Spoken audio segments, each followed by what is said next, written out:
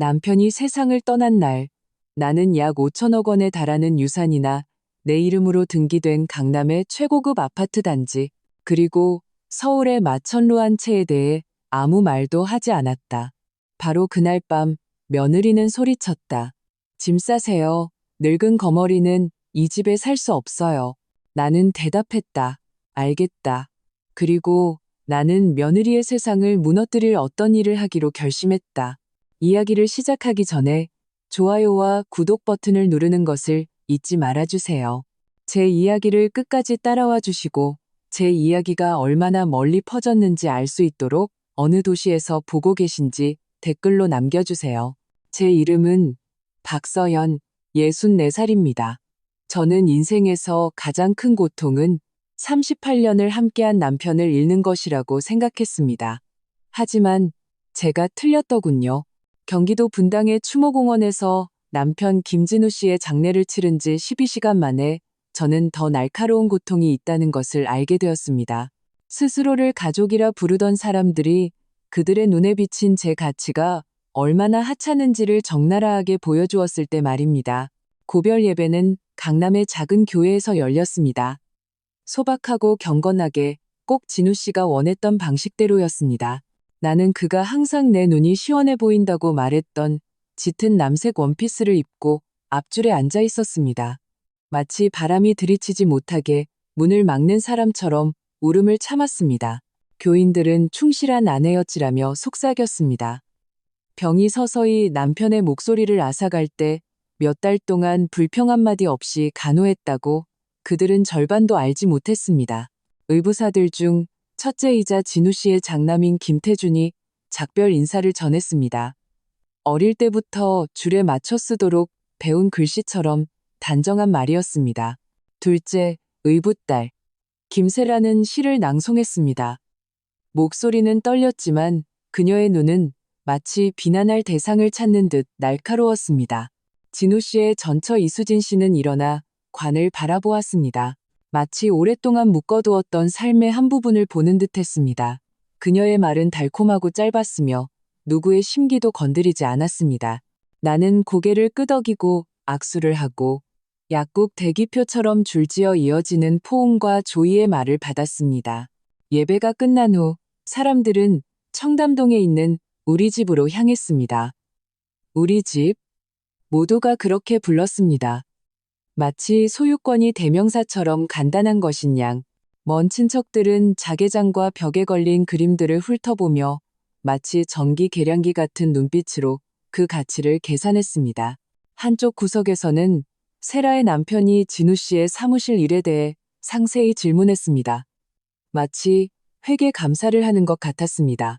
예의 바른 대화처럼 들렸지만 결국 숫자로 귀결되었습니다. 사람들은 묻지도 않고 사진 앨범을 펼쳐보았습니다. 내가 돌보고 기다렸던 세월이 담긴 페이지들을 보며 웃었습니다. 참석한 모든 사람 중에서 내 몸을 가장 긴장시킨 사람은 3년 전 막내 의부사들 김도윤과 결혼한 며느리 최아라였습니다. 첫날부터 그녀는 나를 새 장식에 방해되는 낡은 물건처럼 지갑에 붙어 사는 여자처럼 대했습니다. 내가 못 알아들을 거라 생각했을 때 그녀는 그렇게 중얼거렸습니다. 오늘 그녀는 거실 구석에서 세라와 속삭이느라 바빴습니다. 방금 간 부엌칼처럼 차가운 옅은 미소를 지으며 나를 힐끗 쳐다보았습니다. 밤 10시 30분 마지막 손님이 돌아갔습니다. 집은 텅 비었지만 시끄러웠습니다. 접시, 유리잔, 숟가락 소리, 그리고 기억들. 나는 약간 떨리는 손으로 식기세척기에 접시를 넣고 있었습니다. 그때 내 발이 다가오는 발걸음의 진동을 느꼈습니다. 무겁고 단호한. 문지방 바로 앞에서 멈췄습니다. 드디어 끝났네요. 최아라의 목소리가 정적을 깼습니다. 나는 돌아보지 않았습니다. 접시를 하나씩 놓았습니다.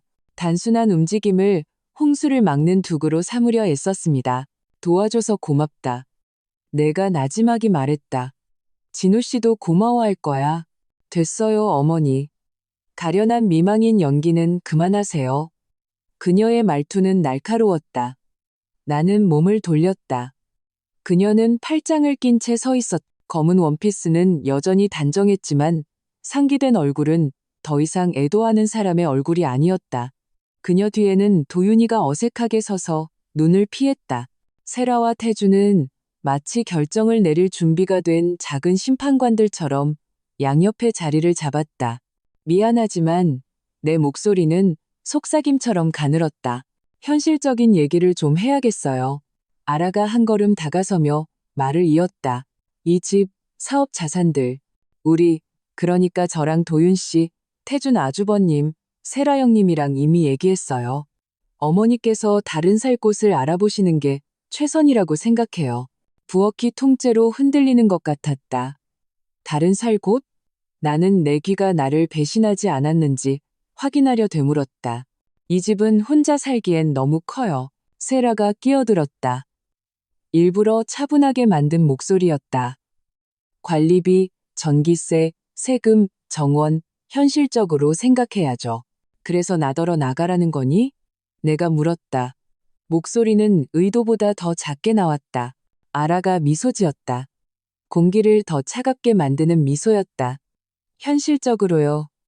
어머니는 64살이세요. 지금까지는 진우 씨가 모든 걸 책임졌죠. 이제는 어머니 상황에 더 맞는 거처를 생각하셔야 해요. 내 상황? 나는 그녀의 말이 향하는 방향을 알면서도 물었다. 어머니는 일해본 적 없으시잖아요. 그렇죠? 그녀가 턱을 치켜들었다. 어머니의 생활 방식은 진우 씨 덕분이었어요. 그건 그의 돈이었고 그의 성공이었죠. 가족으로서 어려운 결정을 내려야만 해요. 유 원장은 나는 떨림을 억누르며 말했다. 네, 그리고 저희는 진우 씨가 어머니를 위해 남겼을지도 모를 작은 몫을 존중할 거예요. 아라가 마치 선물 꾸러미를 논하듯 대꾸했다. 하지만 솔직해지자고요. 어머니는 두 번째 부인이었지 사업 파트너가 아니었어요. 어머니는 아무것도 이룩하지 않으셨어요. 그냥 존재했을 뿐이죠. 그 말들이 뺨을 때렸다. 그냥 존재했을 뿐. 38년이 지나고 병상 곁을 지키고 모진 말들을 참아내고 슬픈 등을 쓰다듬어 준 후에 그들의 사전 속에서 나는 그저 존재했을 뿐이었다. 오늘 밤에 바로 짐을 싸기 시작하시는 게 좋겠어요. 그녀가 단호하게 말을 이었다. 저랑 도윤 씨가 여기서 지내면서 인수인계를 처리할 거예요. 저희가 직접 진우 씨 일을 정리하는 게 더 수월할 테니까요. 나는 내가 키운 아들 도윤이를 쳐다봤다. 12살 때부터 그는 고개를 숙이고 소리 없이 손바닥을 비비고 있었다. 내가 가면 어디로 가야 하지? 나는 오래된 커피 냄새와 조화향이 섞인 공기를 향해 물었다. 많아요. 아라가 세라에게 윙크하며 대답했다. 노인 주거단지요. 편안한 요양원도 있고요. 맞는 곳을 찾아보실 수 있을 거예요. 요양원, 그들은 마치 내가 가스레인지와 주전자도 구분 못하는 사람인 양말했다. 나는 한때 가족이라 불렀던 이제는 경매품을 감정하듯 줄지어 서 있는 얼굴들을 바라보았다. 알겠다. 마침내 내가 말했다. 우물바닥에 떨어지는 동전처럼 단 한 단어였다. 아라는 눈을 깜빡였다. 알겠다. 오늘 밤 짐을 싸마 내일 아침에 떠나겠다. 팽팽한 침묵이 문고리에서 타일로, 형광등에서 양념 얼룩으로 기어갔다.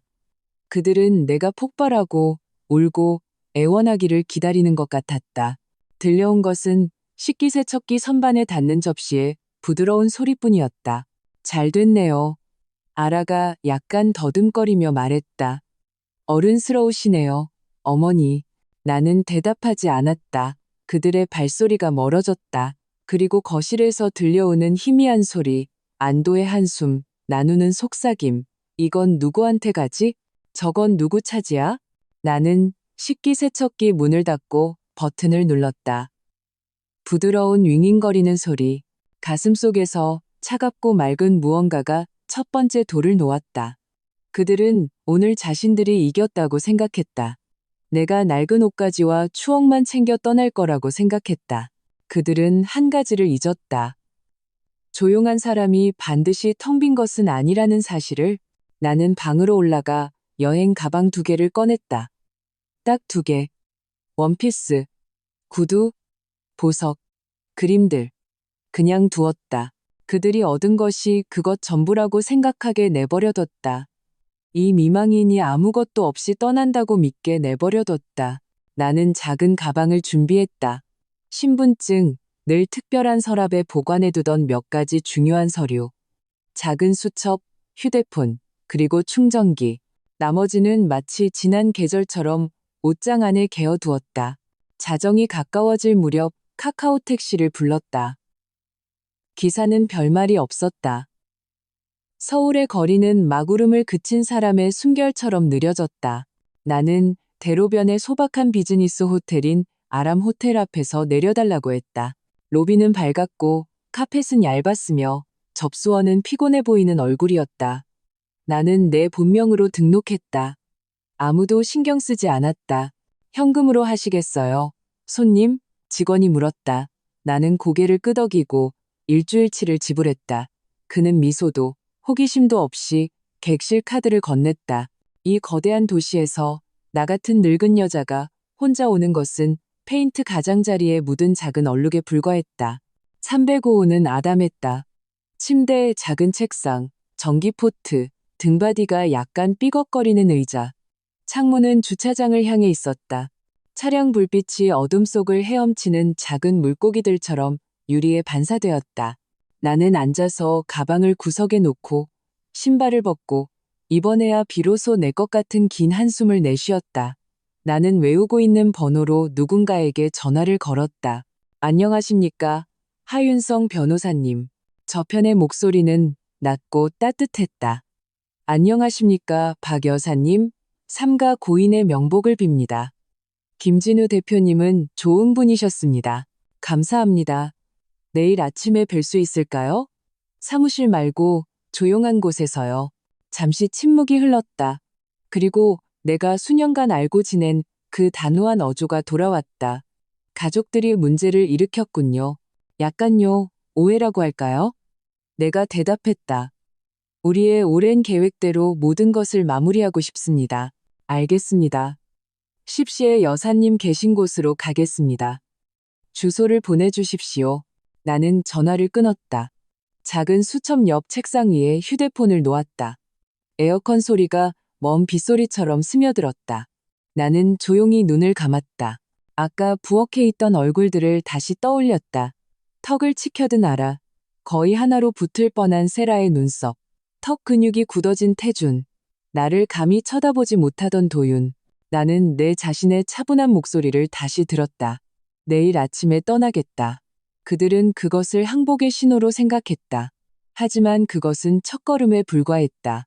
내일 내 진짜 인생이 시작될 것이고 그들의 삶은 나는 확신하건대 무너지고 훨씬 더 복잡해질 것이다.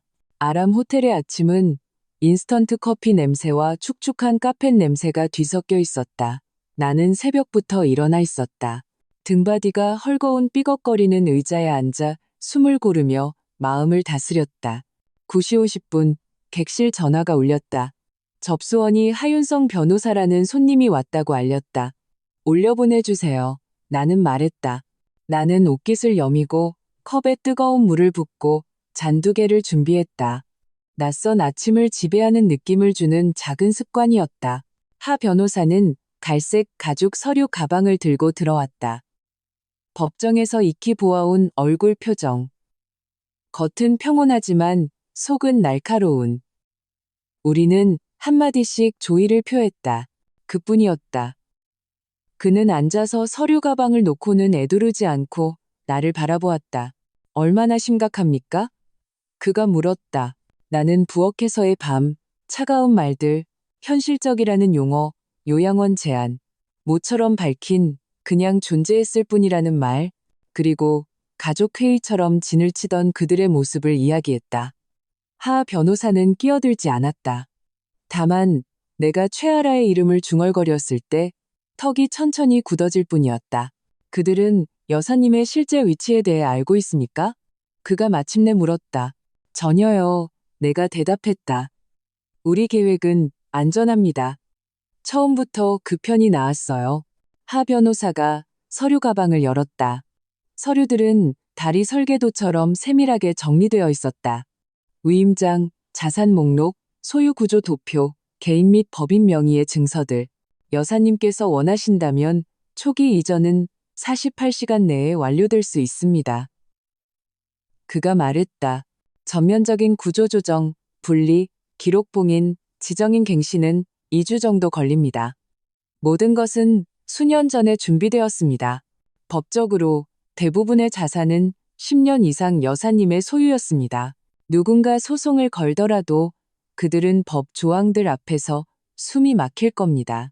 나는 고개를 끄덕이며 오랫동안 제자리를 벗어나 있던 무언가가 가슴속에서 제자리로 돌아오는 것을 느꼈다. 집은 어떻게 되죠? 집이라는 단어가 여전히 혀끝에서 씁쓸했다. 하 변호사가 작게 미소 지었다. 거기가 흥미로운 부분입니다. 기술적으로는 여사님께서 오늘 당장 그들을 내보내달라고 요청하실 수 있습니다. 하지만 제 짐작에 여사님께서는 교육적인 방식을 원하시는 것 같군요. 그들이 스스로를 완전히 드러내게 하고 싶어요. 내가 말했다. 일단 편안해지고 이겼다고 느끼고 권리가 있다고 느끼게 한 다음 천천히 막을 올릴 겁니다. 알겠습니다. 하 변호사가 말했다. 하지만 신속 처리 절차는 준비해두겠습니다. 여사님께서 정한 시한이 되면 소유권 상태에 대한 부드러운 통지를 보내겠습니다. 그는 책상 위에 절차들을 펼쳐놓았다. 어느 서류에 서명해야 하는지, 어느 사무실로 보내야 하는지, 언제 공증인이 대기할 수 있는지 나는 하나씩 따라갔다. 수년 전 우리는 아무도 보지 못하게 뿌리를 내리는 나무를 심는 것처럼 조용히 이 모든 것을 준비했다. 그 아침 나는 단지 그 가지들을 점검할 뿐이었다.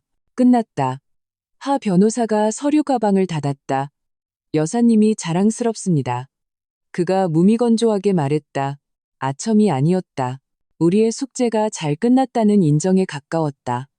그는 작별 인사를 했고 나는 복도까지 그를 배웅했다.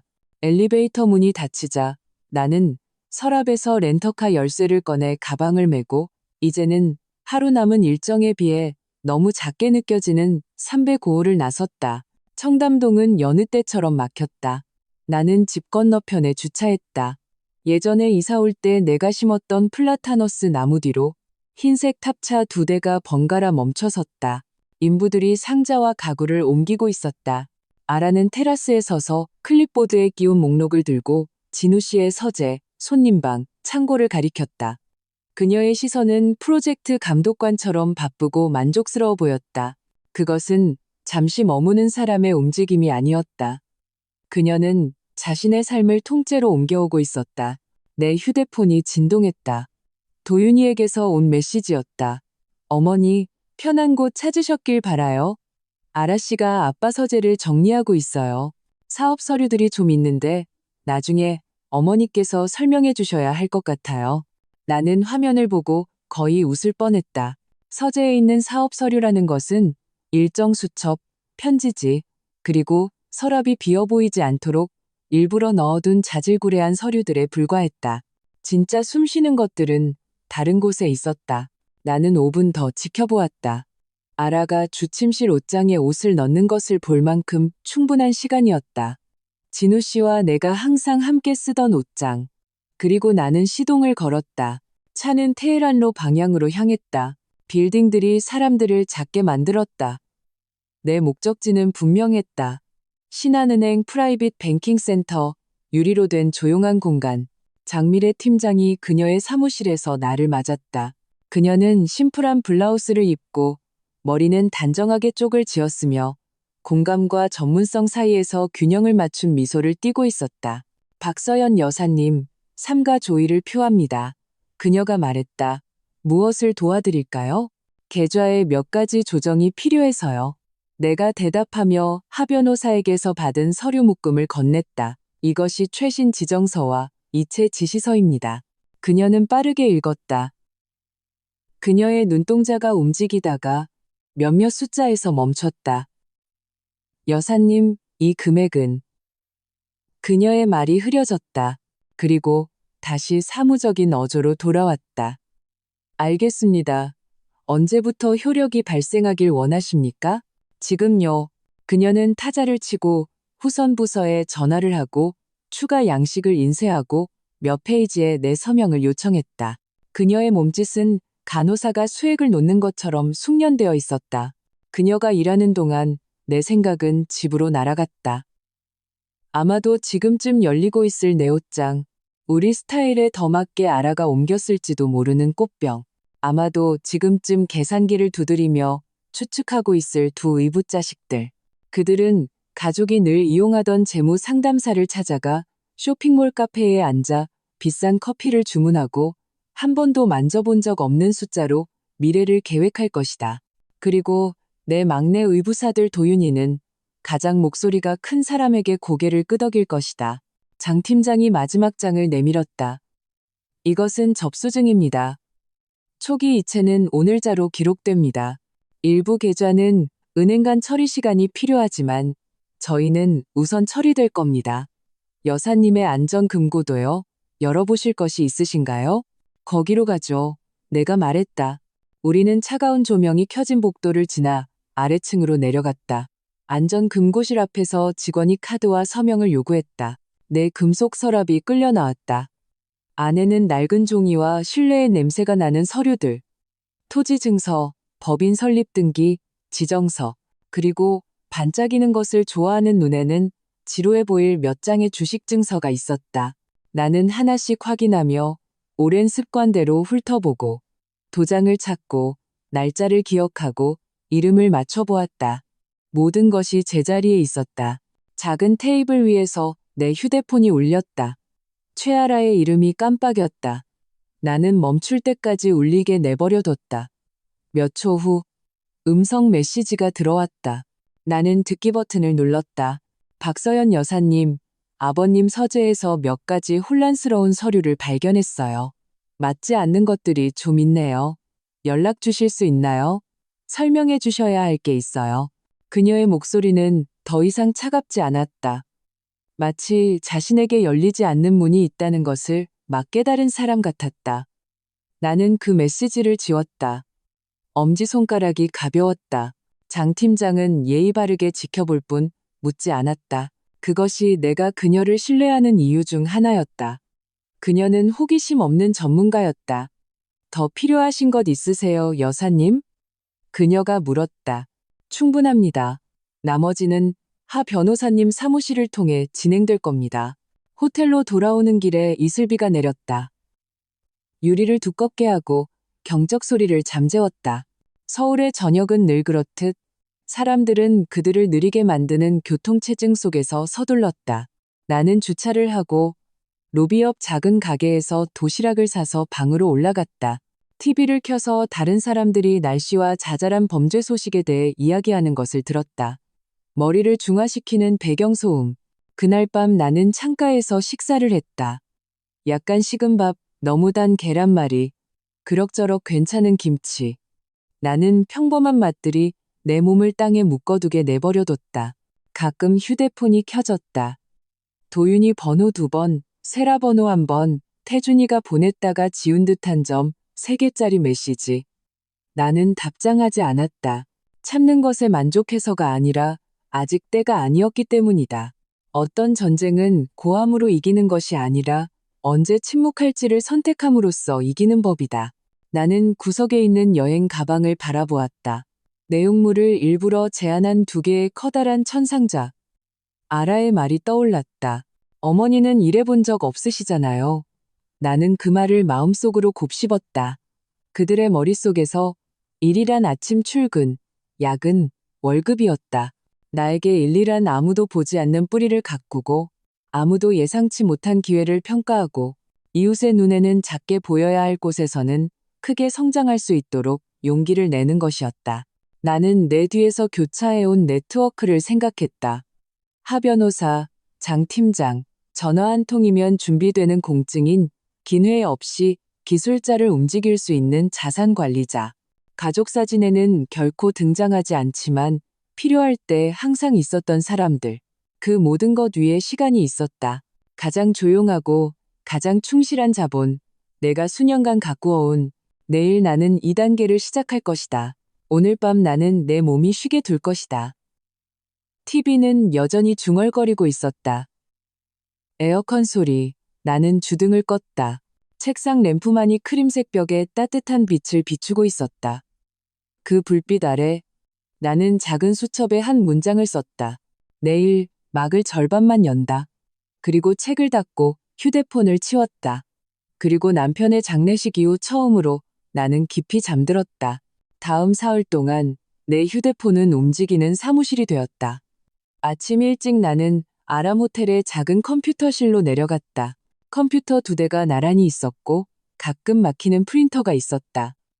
나는 수년간 내 삶의 평온을 표면에 드러내지 않고 구성해온 사람들에게 전화를 걸기 시작했다. 밖에서는 서울이 여느 때처럼 막혔다. 안에서는 내가 익숙한 속도로 돈과 이름, 그리고 소유권의 경로를 재구성하고 있었다. 화요일, 나는 내 아파트 단지 3곳을 관리하는 자산관리회사에 연락했다. 하나는 매일 밤불빛이 테헤란로를 바라보는 서초동에, 또 하나는 젊은 가족들로 붐비는 마포구에, 마지막 하나는 부산의 대형 쇼핑센터 근처에 있었다. 운영 담당자인 나이수라는 이름의 여성은 내가 쏟아내는 질문에도 차분한 목소리를 유지했다. 나이수 씨, 임대료 입금 경로와 서류 접근 권한을 재정비해야 합니다. 내가 말했다. 하 변호사님 사무실을 통해 최신 지정서를 보내겠습니다. 알겠습니다. 박 여사님. 그녀가 대답했다. 청구서, 인허가, 월간 보고서 모두 조정하겠습니다. 보류해야 할 것이 있습니까? 아니요. 모든 것은 그대로 진행됩니다. 단지 올바른 이름으로 정리될 뿐입니다. 그날 오후 나는 간략한 보고서를 받았다. 입주율, 미수금, 엘리베이터 유지보수 일정. 그 숫자들은 안정감을 주는 시계 소리 같았다. 그 크기 때문이 아니라 그 지속성 때문이었다. 다른 사람들이 나를 남의 인생에 빌부터 산다고 생각할 때조차 내가 직접 세운 것이 굳건히 서 있다는 것에는 특별한 위안이 있었다. 수요일, 나는 오랫동안 함께해온 투자 자문가와 이야기했다. 숫자 외에는 말을 많이 섞지 않는 차분한 남자였다.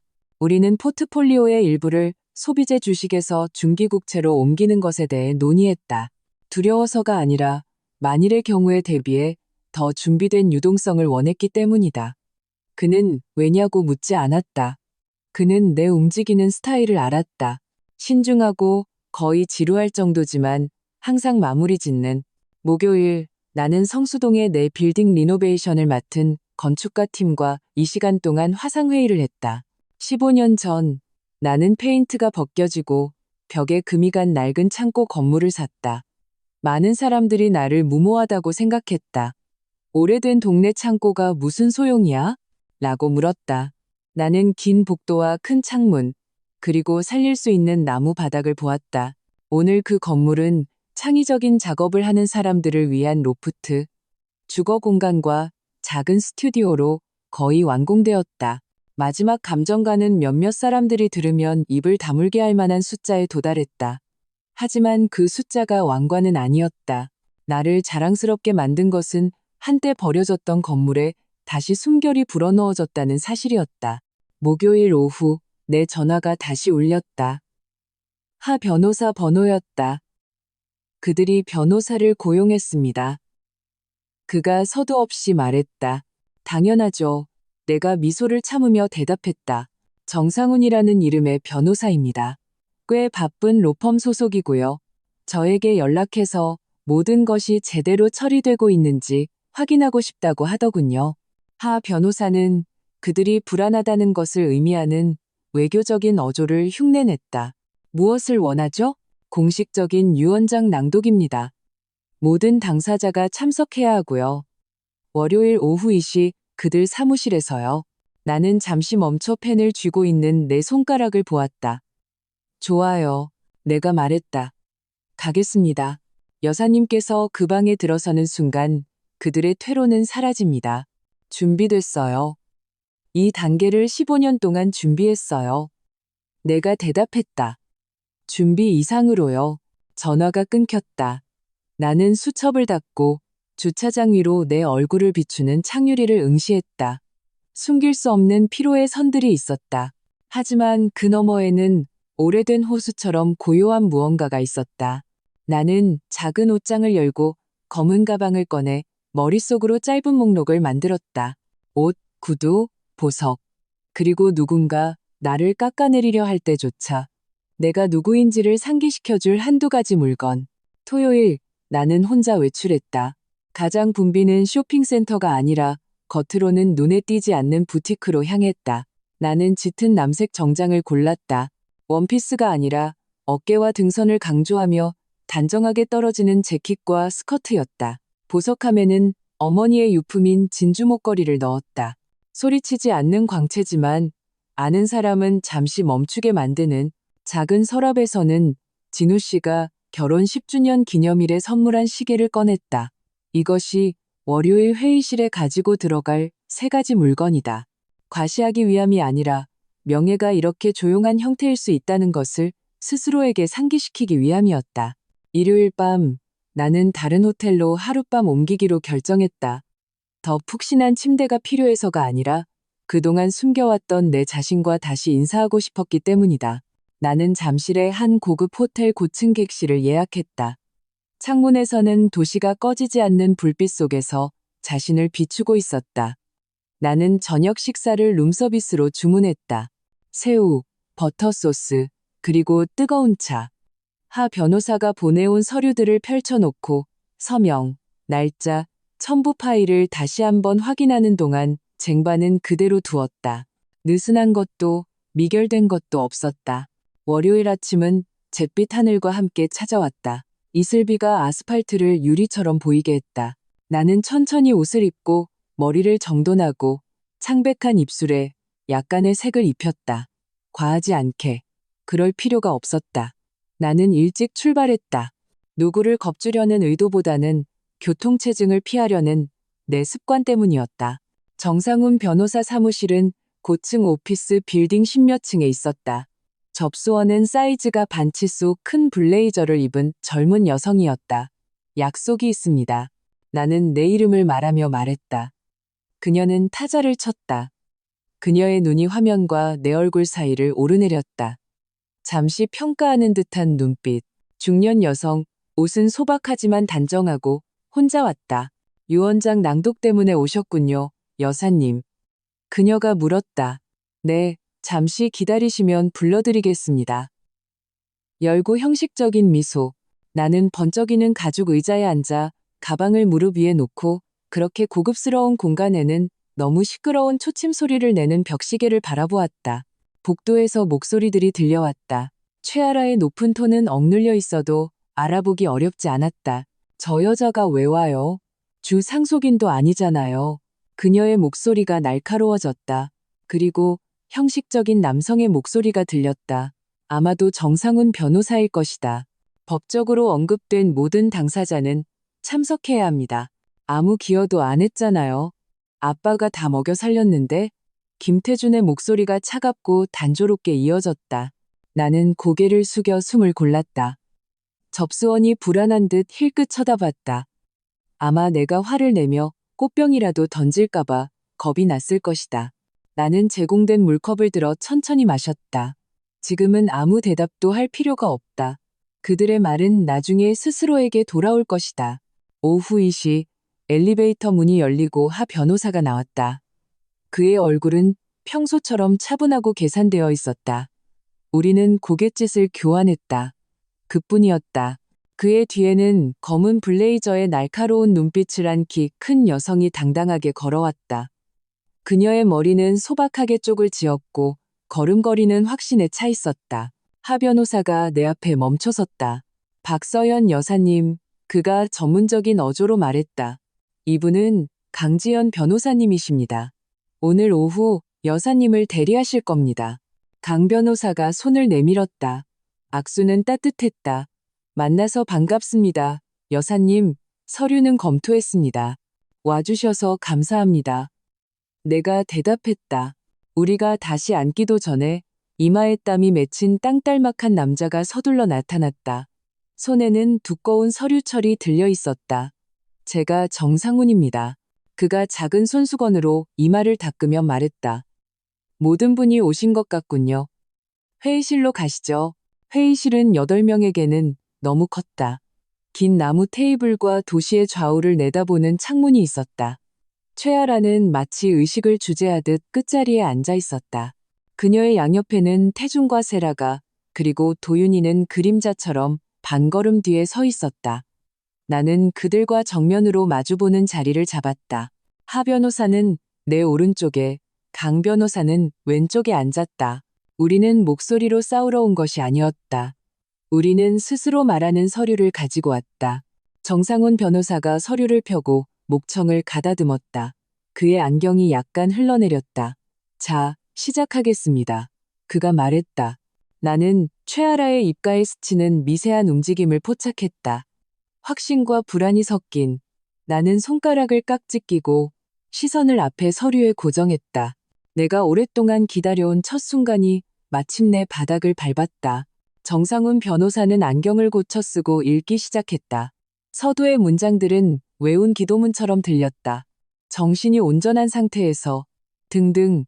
그는 교회와 장학금에 대한 몇 가지 작은 기부를 언급했다. 방은 조용했고 종이 스치는 소리만 들렸다. 그리고 기다리던 부분. 내 자녀들인 김태준, 김세라, 그리고 김도윤에게 각각 7억 5천만 원을 남긴다. 나는 살짝 고개를 돌렸다. 태준의 얼굴이 굳어졌다. 세라는 미간을 찌푸렸다. 도윤이는 테이블을 내려다보았다. 아라는 눈도 깜빡이지 않았다. 정상훈 변호사는 담담하게 이어갔다. 내 아내 박서연에게는 모든 부동산, 계좌, 그리고 사업 지분을 포함한 나머지 모든 재산을 일체의 제한 없이 온전히 그녀의 소유로 상속한다. 갑자기 전기가 나간 것처럼 정적이 흘렀다. 아라의 의자가 작게 삐걱거리는 소리가 들렸다. 죄송합니다. 그녀가 날카롭게 말했다.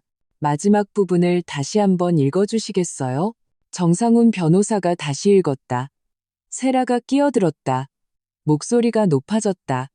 그게 뭘 포함하는 거죠? 집, 사업, 전부요? 강 변호사가 서류를 내려다보며 차분하게 말했다.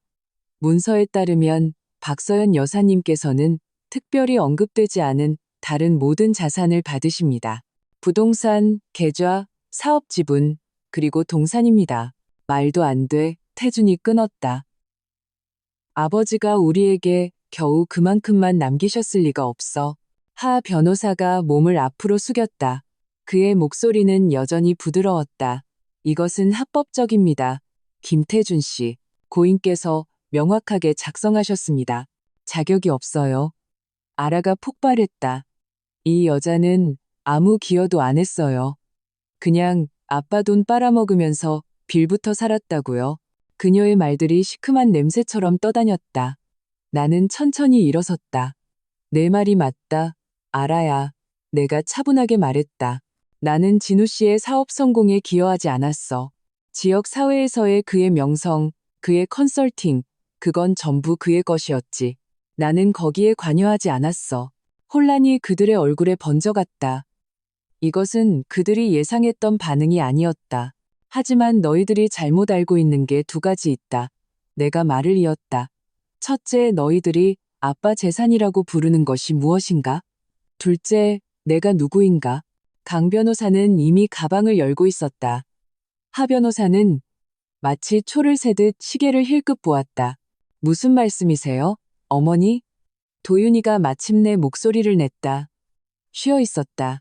강 변호사가 첫 번째 서류 묶음을 꺼내 테이블 중앙으로 밀었다. 아마도 무엇이 실제로 고인의 재산에 포함되는지 먼저 확인하는 것이 좋겠군요. 질문은 간단합니다. 고인이 정말로 소유주였을까요? 당연하죠. 아라가 턱을 치켜들었다.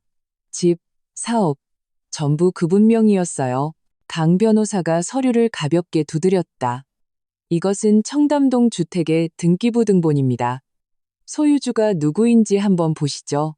아라가 서류를 집어들고 읽었다. 그리고 그녀의 얼굴이 서서히 창백해졌다. 박서연, 맞습니다. 강 변호사가 말했다. 소유권은 2008년에 박서연 여사님께 이전되었습니다. 결혼 5년 후였죠. 고인께서는 평생 거주권만 가지고 계셨습니다.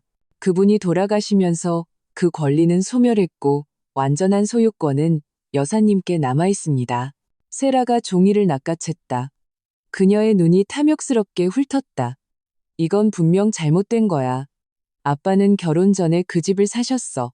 사신 것은 맞습니다. 하 변호사가 차분하게 대답했다. 그리고 2007년에 박서연 여사님께서 제공하신 자본을 이용해 재융자를 받으셨습니다. 그것을 근거로 소유권은 주요 자본 제공자인 여사님께 넘어갔습니다. 자본이 어디서 났는데요? 태준이 코웃음 쳤다. 그 여자는 돈이 없었어요. 강 변호사가 다른 서류를 들어 올렸다. 결혼 전부터 박서연 여사님께서는 상당한 자산을 소유하고 계셨습니다. 단지 그것을 알리지 않기로 선택하셨을 뿐입니다.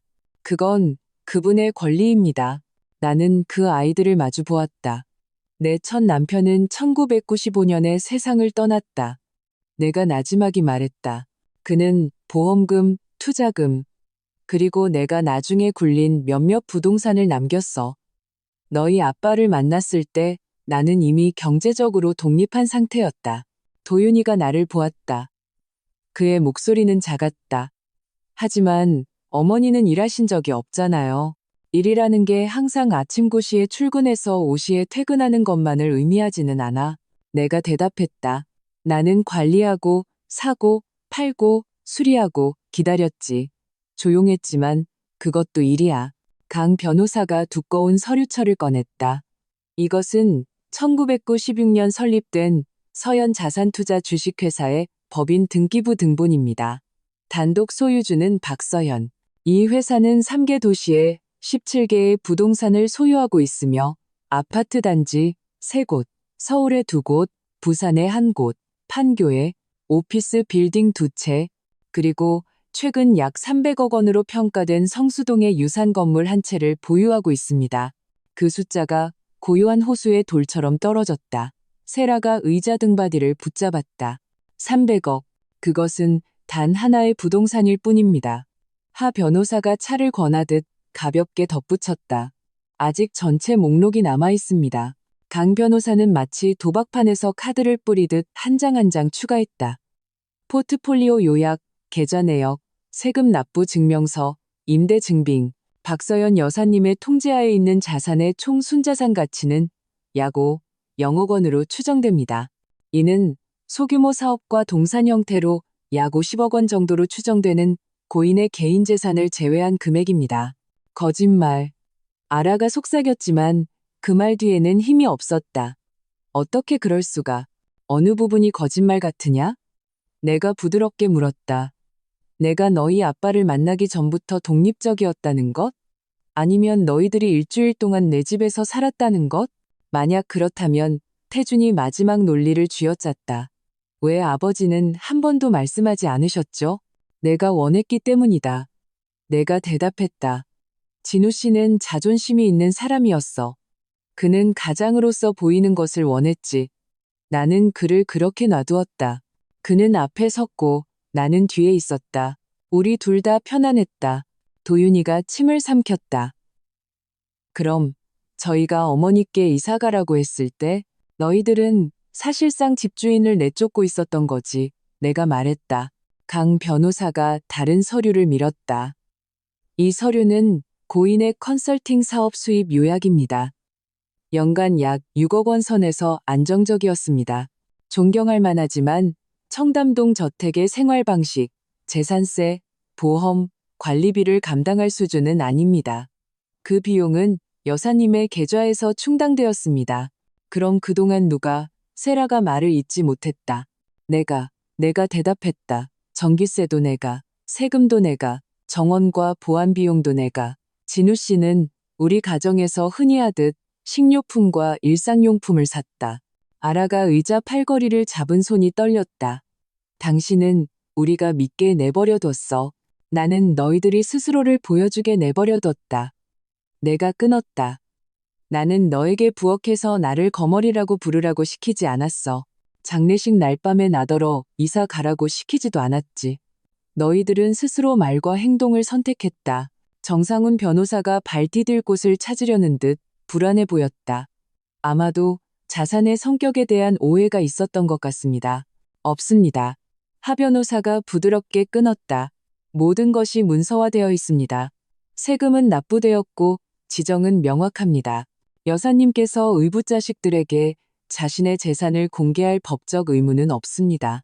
태준이 테이블을 내려다보았다. 그의 목소리는 더 작아졌다. 그럼 우리에게는 무슨 의미죠? 강 변호사가 서류철을 깔끔하게 닫았다. 법적으로 여러분은 유언장에 따라 각각 7억 5천만 원을 받으십니다. 현재 거주지에 관해서는 그녀가 아라를 바라보았다. 여러분은 여사님의 재산을 허가 없이 점유하고 있습니다. 법률 용어로는 무단 점유라고 하죠. 이는 강제 퇴거로 이어질 수 있습니다. 그 말들이 목표물에 명중했다. 아라의 얼굴이 잿빛으로 변했다. 진심은 아니겠죠? 아주 진심이다. 내가 말했다. 천천히 일어서며 너희들은 너희 것이라고 생각하는 것을 차지하기 위해 내가 비켜주기를 원했지. 나쁜 소식은 그 어떤 것도 너희 것이었던 적이 없다는 거다. 나는 재킷을 여몄다. 너희들에게 내 집에서 개인 물품을 뺄 수 있는 시간 72시간을 주겠다. 그 후에는 자물쇠가 바뀌고 퇴거 절차가 진행될 것이다. 나는 문으로 걸어갔다. 아라의 목소리가 높고 다급하게 뒤따랐다. 박 여사님, 제발요. 우리 얘기할 수 있잖아요. 우리 가족이잖아요. 나는 잠시 멈춰서서 반쯤 돌아보았다. 가족? 내 목소리는 낮았다. 지난주에 내 버전을 정리해줘서 고맙구나. 그리고 나는 걸어 나왔다. 닫히는 엘리베이터 유리 너머로 그들의 그림자가 보였다. 자신들이 처음부터 앉아있던 테이블이 자기들 것이 아니었음을 막 깨달은 사람들. 가슴 속에는 요란하지 않은 안도감이 있었다. 정복의 기쁨이 아니라 제자리를 찾아가는 확실함. 계산은 시작되었고 경계는 세워졌다. 그리고 며칠 만에 처음으로 내 숨결이 편안하게 느껴졌다. 내가 준 72시간은 내 인생에서 가장 만족스러운 3일이 되었다. 다른 사람이 공경에 처한 것을 즐겼기 때문이 아니었다. 내 만족감은 결과가 마땅한 방향으로 흘러가는 것을 보는 데서 왔다. 차분하고 질서정연하게 내가 목소리를 높일 필요도 없이 수년간 나는 나 자신을 억누르며 사람들에게 그들이 누구인지를 보여줄 기회를 주었다. 이제 그들이 결과와 마주할 시간이었다. 정상훈 변호사 사무실에서의 만남 후 6시간이 지났을 때 내 휴대폰이 울렸다. 최아라의 이름이 떴다. 나는 잠실의 고층 호텔 방에 앉아 마치 아물기 시작하는 상처처럼 붉게 물드는 서울의 저녁 하늘을 바라보고 있었다. 박 여사님, 얘기 좀 해야겠어요. 그녀의 목소리는 쉬어 있었지만 여전히 주도권을 잡고 싶어 했다. 이 상황은 너무 지나쳤어요. 지나쳤다고? 내가 되물었다. 차분하게. 집, 돈, 모든 걸 원만하게 해결할 방법이 분명히 있을 거예요. 우리 모두에게 합리적인 중간 지점을 찾아봐요. 합리적이라 내가 그 단어가 공중에 매달리게 두었다. 장례식 날 밤에 나더러 짐 싸라고 한 것이 합리적이었나? 조문객들이 남긴 조화가 채 시들기도 전에 내 거실에서 물건을 나눠 갔던 것이 합리적이었나? 잠시 침묵이 흘렀다. 그땐 저희도 슬픔에 잠겨 있었어요. 여사님, 제정신이 아니었어요. 너희들은 나더러 요양원을 찾아보라고 할 만큼은 제정신이었지. 나는 도시의 스카이라인을 바라보았다. 아라야, 너는 내 부엌에서 나를 거머리라고 불렀. 저편에서 그녀가 숨을 들이마시는 소리가 들렸다. 그런 뜻이 아니었어요. 그런 뜻이었지. 단지 내가 반격할 위치에 있을 거라고는 예상하지 못했을 뿐. 그 문장은 아무런 부담 없이 평탄하게 나왔다. 나는 분명히 말했다. 72시간. 그 후에는 자물쇠가 바뀐다. 안 될까요? 우린 가족이잖아요. 네가 정의하는 가족에 대해서는 이미 들었다. 내가 부드럽게 끊었다. 잘 자거라. 나는 전화를 끊고 그녀의 번호를 차단했다. 화가 나서가 아니라 그 대화가 더 이상 아무런 유익이 없었기 때문이다. 명확함을 미루기만 하는 것들이 있다. 다음 날 아침 접수원이 방으로 전화를 걸었다. 여사님, 김도윤이라는 손님이 오셨는데 만나시겠습니까? 나는 거의 안 된다고 말할 뻔했다. 호기심이 내 혀를 붙잡았다. 로비에서 기다리라고 하세요. 나는 메시지를 남겼다. 몇 분 후 나는 내려갔다. 호텔 로비는 차가웠다. 대리석이 발소리를 반사했다. 부드러운 음악이 옅은 안개처럼 떠다녔다. 도윤이는 구석 의자에 앉아 있었다. 등이 구부정했다. 나를 보자 그는 너무 빨리 일어서다. 거의 물잔을 엎을 뻔했다. 얼굴은 창백했고 옅은 콧수염은 떨리는 손으로 그린 성 같았다. 만나주셔서 감사해요. 그가 속삭이듯 말했다. 나는 앉았다. 알아 없이 왔구나. 네. 바쁘다고 해서요. 그는 손바닥을 비볐다. 초조했다. 어머니 그날 밤 일 전부 죄송해요. 후회해서 사과하는 거니? 아니면 두려워서 사과하는 거니? 나는 함정을 파는 게 아니었다. 그가 스스로에게 정직해지도록 던진 질문이었다. 그는 고개를 숙였다. 둘 다요. 그는 숨을 들이마셨다. 저는 정말로 아버지가 저희를 위해 꽤 많은 것을 남기셨다고 생각했어요. 집, 사업, 적어도 나눌 수 있는 무언가요. 그렇지 않다는 걸 알았을 때 저희는 화가 났어요. 아라가 말하길 문제는 어머니라고. 네, 그녀가 밀어붙였고 저는 그냥 내버려뒀어요. 맞아, 내가 말했다. 너는 내 부엌에 서서 누군가 나를 모욕하는 것을 보고도 아무 말도 하지 않았지. 그의 눈에 눈물이 고였다. 제가 잘못했어요. 어머니는 12살 때부터 저를 키워주셨어요. 제 축구 경기에 와주셨고, 숙제도 도와주셨고, 치과에도 데려다 주셨는데, 아버지가 돌아가신 그날 밤, 그의 목소리가 끊겼다. 저는 가장 옳은 사람이 아니라 가장 목소리가 큰 사람 편에 섰어요. 나는 그를 오랫동안 바라보았다. 도윤이는 항상 다루기 쉬운 아이였다. 악해서가 아니라 미움받는 것을 두려워했기 때문이다. 오늘 무슨 일로 온 거니? 내가 마침내 물었다.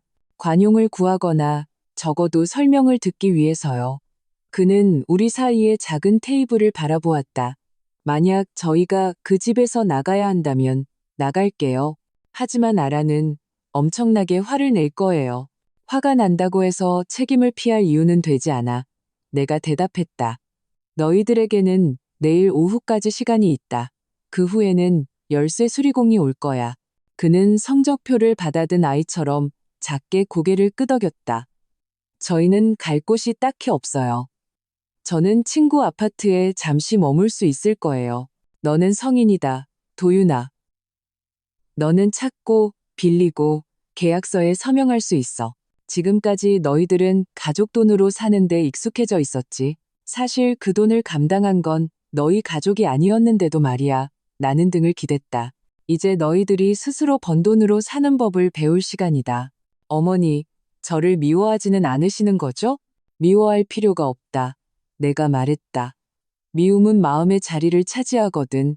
나는 그 자리에 다른 것들을 두기로 선택했다. 그는 감사와 슬픔이 뒤섞인 표정으로 나를 바라보았다. 만나주셔서 감사해요. 아직 고마워하지 마라. 나는 손바닥을 들어 그의 상투적인 말을 막았다. 분명히 해두고 싶구나. 나는 내 선택의 결과로부터 너를 구해주지 않을 거야. 내 아파트 월세를 내주지 않을 거고, 너희들이 아마 계약금이라고 부를 빚을 대신 갚아주지도 않을 거다. 나는 조용히 너희들의 삶을 다시 편안하게 만들어주는 기계가 되지 않을 거야. 그는 이번에는 더 단호하게 고개를 끄덕였다. 이해해요. 너는 이제 이해하기 시작한 거다. 내가 정정했다. 완전히 이해하려면 시간과 노력이 필요해. 도윤이가 얼굴을 쓸어내렸다. 아라는 이성을 잃을 거예요. 아라는 모든 말에는 대가가 있다는 것을 배우게 될 거다. 내가 말했다. 그 대가는 때로는 단지 부끄러움이고 때로는 그 이상이지. 그는 작게 웃었다. 씁쓸했다. 저는 이 모든 걸 당해도 싸요. 너는 교훈을 얻을 자격이 있다. 내가 말했다. 그것은 벌과는 달라. 나는 너를 벌주는 게 아니야. 나는 다른 사람의 어리석음을 위한 완충제가 되기를 멈춘 것뿐이야. 우리는 침묵했다. 로비는 찻잔에 부딪히는 숟가락 소리, 구두굽 소리, 직원들의 속삭임으로 채워졌다. 도윤이는 창밖을 바라보았다. 그의 눈에는 야윈 자신의 그림자가 비쳤다. 만약 제가 관계를 회복하고 싶다면 그게 아직 가능할까요? 그가 물었다. 마치 깨지기 쉬운 무언가를 깨뜨릴까 두려운 듯 조심스러웠다. 관계는 선물이 아니다. 내가 대답했다. 그것은 쌓아 올리는 거야. 재료는 정직함, 노력하려는 의지, 그리고 경계에 대한 존중이지. 나는 고개를 갸웃했다. 네가 그 일을 할 준비가 되어 있다면 내 문은 닫혀 있지 않아. 하지만 더 이상 뒷문은 없다. 돈을 요구하는 것도 없고 아무것도. 나는 누구든 돕는데 거리낌이 없다. 도윤아. 하지만 그들이 권리가 있다고 느껴서가 아니라 그들이 부끄러움을 알고 감사할 줄 알기 때문이야. 그는 나를 똑바로 쳐다보았다. 노력해볼게요, 어머니. 노력은 시작일 뿐이다. 그 후에는 살아내야지. 우리는 일어섰다. 도윤이는 두 손으로 나와 악수했다. 악력은 약했지만 처음으로 그 안에 노력이 담겨 있었다. 나는 그를 회전문까지 배웅했다. 문턱에서 그는 멈췄다. 죄송합니다. 그가 다시 말했다. 어머니 마음을 돌리려는 게 아니에요. 그게 옳은 것이기 때문에 말씀드리는 거예요. 나는 고개를 끄덕였다. 옳은 말은 제자리를 찾을 것이다. 그는 떠났다. 그의 발걸음은 느렸다. 나는 다시 의자로 돌아와 앉았고 내 몸이 이전만큼 긴장하지 않았음을 깨달았다. 아마도 아주 오랜만에 작지만 현실적으로 더 나은 방향으로 움직이는 무언가를 보았기 때문일 것이다. 남은 하루는 굳게 닫힌 노트처럼 흘러갔다. 아라에게서는 더 이상 메시지가 오지 않았다. 그 번호는 이미 차단했다. 세라는 망설이는 문장을 보냈다. 얘기할 수 있을까요? 그리고 내가 답장을 입력하기 전에 지웠다. 태준이는 단지 내 온라인 상태를 확인하고는 아무 말도 하지 않았다. 괜찮았다. 시간은 흐르고 있었다. 말의 경계는 내가 정했다. 이제 그들이 침묵의 언어를 배울 차례였다.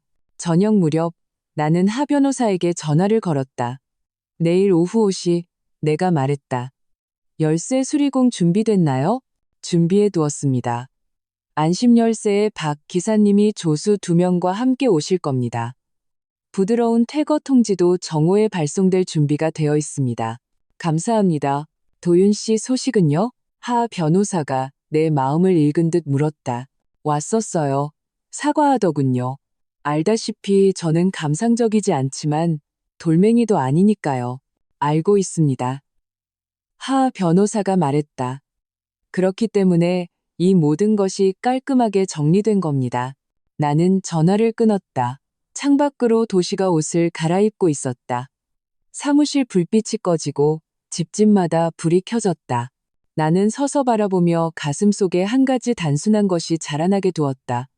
분노도 승리감도 아닌 물줄기가 제 강으로 돌아왔다는 확신. 내일은 자물쇠가 바뀔 것이다. 그 후에야 비로소 내 것이 된 고요함으로 무엇을 할지 생각해 볼 것이다. 내가 준 시간이 24시간 남았을 때 나는 다시 청담동으로 차를 몰았다. 저녁 하늘은 노랗게 물들어 길가를 그늘지게 하는 플라타너스 잎사귀 위로 녹아내리고 있었다. 건너편에서 나는 마당에 있는 차들을 세어보았다. 세라의 세단, 태준의 작은 트럭, 도윤의 차, 그리고 내가 모르는 차 2대. 집안의 불은 마치 큰 회의가 있는 것처럼 모두 켜져 있었다. 나는 잠시 앉아 시동을 껐다. 마치 수업 교체 시간에 교실 문 앞에 서 있는 기분이었다. 단지 이번에는 내가 배를 올리는 사람이었다. 나는 길을 건너 자단나무 문에 열쇠를 넣었다. 찰칵. 그들은 잊었거나 내가 내 집 열쇠를 아직 가지고 있을 거라고는 생각지 못했던 모양이다. 문이 열리자마자 거실에서 들려오던 목소리들이 갑자기 멈췄다. 나는 콘솔 테이블에 가방을 놓고 스카프를 풀고 꽤 큰 소리로 말했다. 실례합니다. 방해되지 않았으면 좋겠군요. 여긴 제 집이니까요. 그들은 마치 정렬된 부대처럼 모여 있었다. 아라는 진우 씨가 가장 좋아했던 의자에 앉아 있었다. 남편이 아침 신문을 읽곤 했던 의자, 팔짱을 끼고 턱을 치켜들고 있었다. 오른쪽에는 세라가 꿰뚫어보는 듯한 시선으로 쳐다보고 있었고, 태준이는 돌 같은 얼굴로 꼿꼿이 서 있었다. 도윤이는 마치 커튼 뒤에 숨고 싶은 사람처럼 창가 근처에 있었다. 내가 모르는 두 사람은 맞은편에 앉아 있었다. 단정하지만 어색해 보이는 중년 부부로 마치 잘못된 행사에 길을 잃은 듯 서로를 힐끗 쳐다보고 있었다. 어머니, 와주셔서 다행이에요. 아라가 눈까지는 웃지 않는 미소를 지으며 일어섰다. 저희는 지금 모든 당사자가 손해보지 않는 합리적인 해결책에 대해 이야기하고 있었어요. 무슨 해결책? 내가 물었다. 천천히 테이블 주위를 돌며 그녀가 마치 주인인 양중앙으로 옮겨놓은 꽃병을 바로잡았다. 제 집을 위해서요. 저희는 이 집을 꾸미는데 많은 노력과 비용을 들였어요. 그녀가 단호하게 말했다. 새 커튼 설치, 정원 조명 수리, 서재 재배치, 어머니께서 보상을 고려해 주시는 게 좋을 거예요. 보상? 나는 짧게 웃었다. 우스워서가 아니라 그 터무니없음이 경이로웠기 때문이다. 너희들은 허락 없이 일주일을 살고는 마치 인테리어 업자처럼 손해배상을 요구하는구나. 낯선 부부가 서로를 쳐다보았다. 여자가 망설이며 입을 열었다. 아라야, 아마도 우리는 그럴 필요가. 괜찮습니다, 사부인. 내가 그들을 향해 예의 바른 미소로 돌아섰다. 저는 박서연입니다. 당신은? 남자가 무거운 목소리로 자신을 소개했다. 최현석입니다. 이 사람은 제 아내 윤지수고요. 저희는 아라의 부모입니다. 아, 내가 나지막이 말했다. 환영합니다. 아라가 상황을 정직하게 이야기했기를 바랍니다. 윤지수 씨의 얼굴이 굳어졌다. 아라는 유산 분쟁이 있었고 어머니께서 아이들을 고려하지 않고 집을 차지하셨다고 했어요. 아라가 어깨를 으쓱했다. 아빠, 엄마, 이건 복잡해요. 나중에 제가 설명해 드릴게요. 복잡하지 않다. 내가 말했다. 유언장은 명확했어. 아이들은 각자의 몫을 받았지. 그 외에 너희들이 고인의 것이라고 생각했던 것들 대부분은 아주 오래전부터 내 것이었어. 특히 이 집은 태준이 코웃음 쳤다. 그 드라마를 반복할 필요는 없어요. 어머니. 필요 없지. 내가 맞받아쳤다. 필요한 건 실행뿐이야. 시한은 내일 오후 5시까지다. 그 후에는 자물쇠가 바뀐다. 아라가 한 걸음 다가섰다. 그녀의 목소리는 자크처럼 날카로웠다. 저와 도윤 씨는 많은 작은 수리를 했어요. 벌을 주더라도 타당성의 원칙이라는 게 있잖아요. 저희가 그냥 이렇게 나갈 수는 없어요. 벌을 주는데도 무단점유라는 용어가 있지. 내가 차분하게 반박했다. 그리고 남의 집에 허락 없이 들어온 후에 비용을 청구하지 않는다는 것을 가르쳐주는 상식도 있고. 윤지수 씨가 딸을 조용히 바라보았다. 아라야, 네가 그날 밤 박 여사님께 나가라고 한 게 정말이니? 고 김진우 씨가 막 장례를 치른 그 밤에 아라가 침을 삼켰다. 잠시 도윤을 쳐다본 후 다시 어머니를 바라보았다. 그건 저희가 감정적이었을 때였어요. 네가 그분을 욕했니? 윤지수 씨의 목소리는 마치 그 대답이 두려운 듯 희미해졌다. 나는 그녀를 도왔다. 따님은 제 부엌에서 저를 거머리라고 불렀습니다. 제가 조의를 표하러 온 손님들을 대접한 후에 말이죠. 최현석 씨의 얼굴이 고춧가루를 뒤집어 쓴 것처럼 붉어졌다. 아라야, 그건 저희가 이 모든 걸 알기 전이었어요. 아라가 버텼다. 물론 너희들이 알았다면. 내가 무미건조하게 끊었다. 너희들이 내가 부자라는 걸 알았다면 더 공손하게 말했겠지. 정직하게 말해줘서 고맙구나. 최현석 씨가 일어섰다. 의자가 긁히는 소리를 냈다. 박서연 여사님, 저희 가족을 대표해서 사과드립니다. 만약 저희 딸이 무례하게 행동했다면요. 예의를 알았어야 했는데. 최 선생님, 내가 맞받았다. 사과는 당신의 의무가 아닙니다. 그 말은 당신 딸이 빚진 것이지 당신이 빚진 것이 아닙니다. 그는 아라를 오랫동안 쳐다보았다. 우리 가자. 그가 마침내 아내에게 말했다. 여기는 우리가 참견할 곳이 아니야. 아빠, 아라가 항의했다. 그만해. 최연석 씨가 끊었다. 오랫동안 쓰지 않았지만 여전히 날카로운 아버지의 어조였다. 그는 나에게 돌아섰다. 다시 한번, 여사님, 죄송합니다. 나는 고개를 끄덕였다. 아버님과 어머님의 사과는 받겠습니다. 하지만 아라에게서는 나중에 그녀가 사과의 의미를 이해할 준비가 되면 그때 받겠습니다. 그들 둘은 가방을 들고 도윤의 어깨를 짧게 두드리고는 밖으로 나갔다. 문이 닫히고 정적이 짙어졌다. 아라는 가만히 서 있었다. 그녀의 이가 조용히 갈렸다. 세라는 고개를 돌렸다. 태준이는 욕을 참는 듯 긴 숨을 내쉬었다. 너희들에게 20분 주겠다. 내가 말했다. 개인 물품 챙겨. 그 후에 열쇠 수리공을 부르겠다. 그들은 폭죽 소리에 놀란 새 떼처럼 갑자기 움직였다. 세라는 복도에 이미 준비해둔 것이 분명한 여행 가방을 옮겼다. 태준이는 책 두 상자를 짊어졌다. 도윤이는 꿈에 이끌리는 사람처럼 텅 빈 얼굴로 배낭을 메고 계단을 내려왔다. 아라는 움직이지 않았다. 그녀는 나를 쳐다보았다. 그녀의 눈에는 강돌처럼 단단한 증오가 있었다. 이게 끝이 아니에요.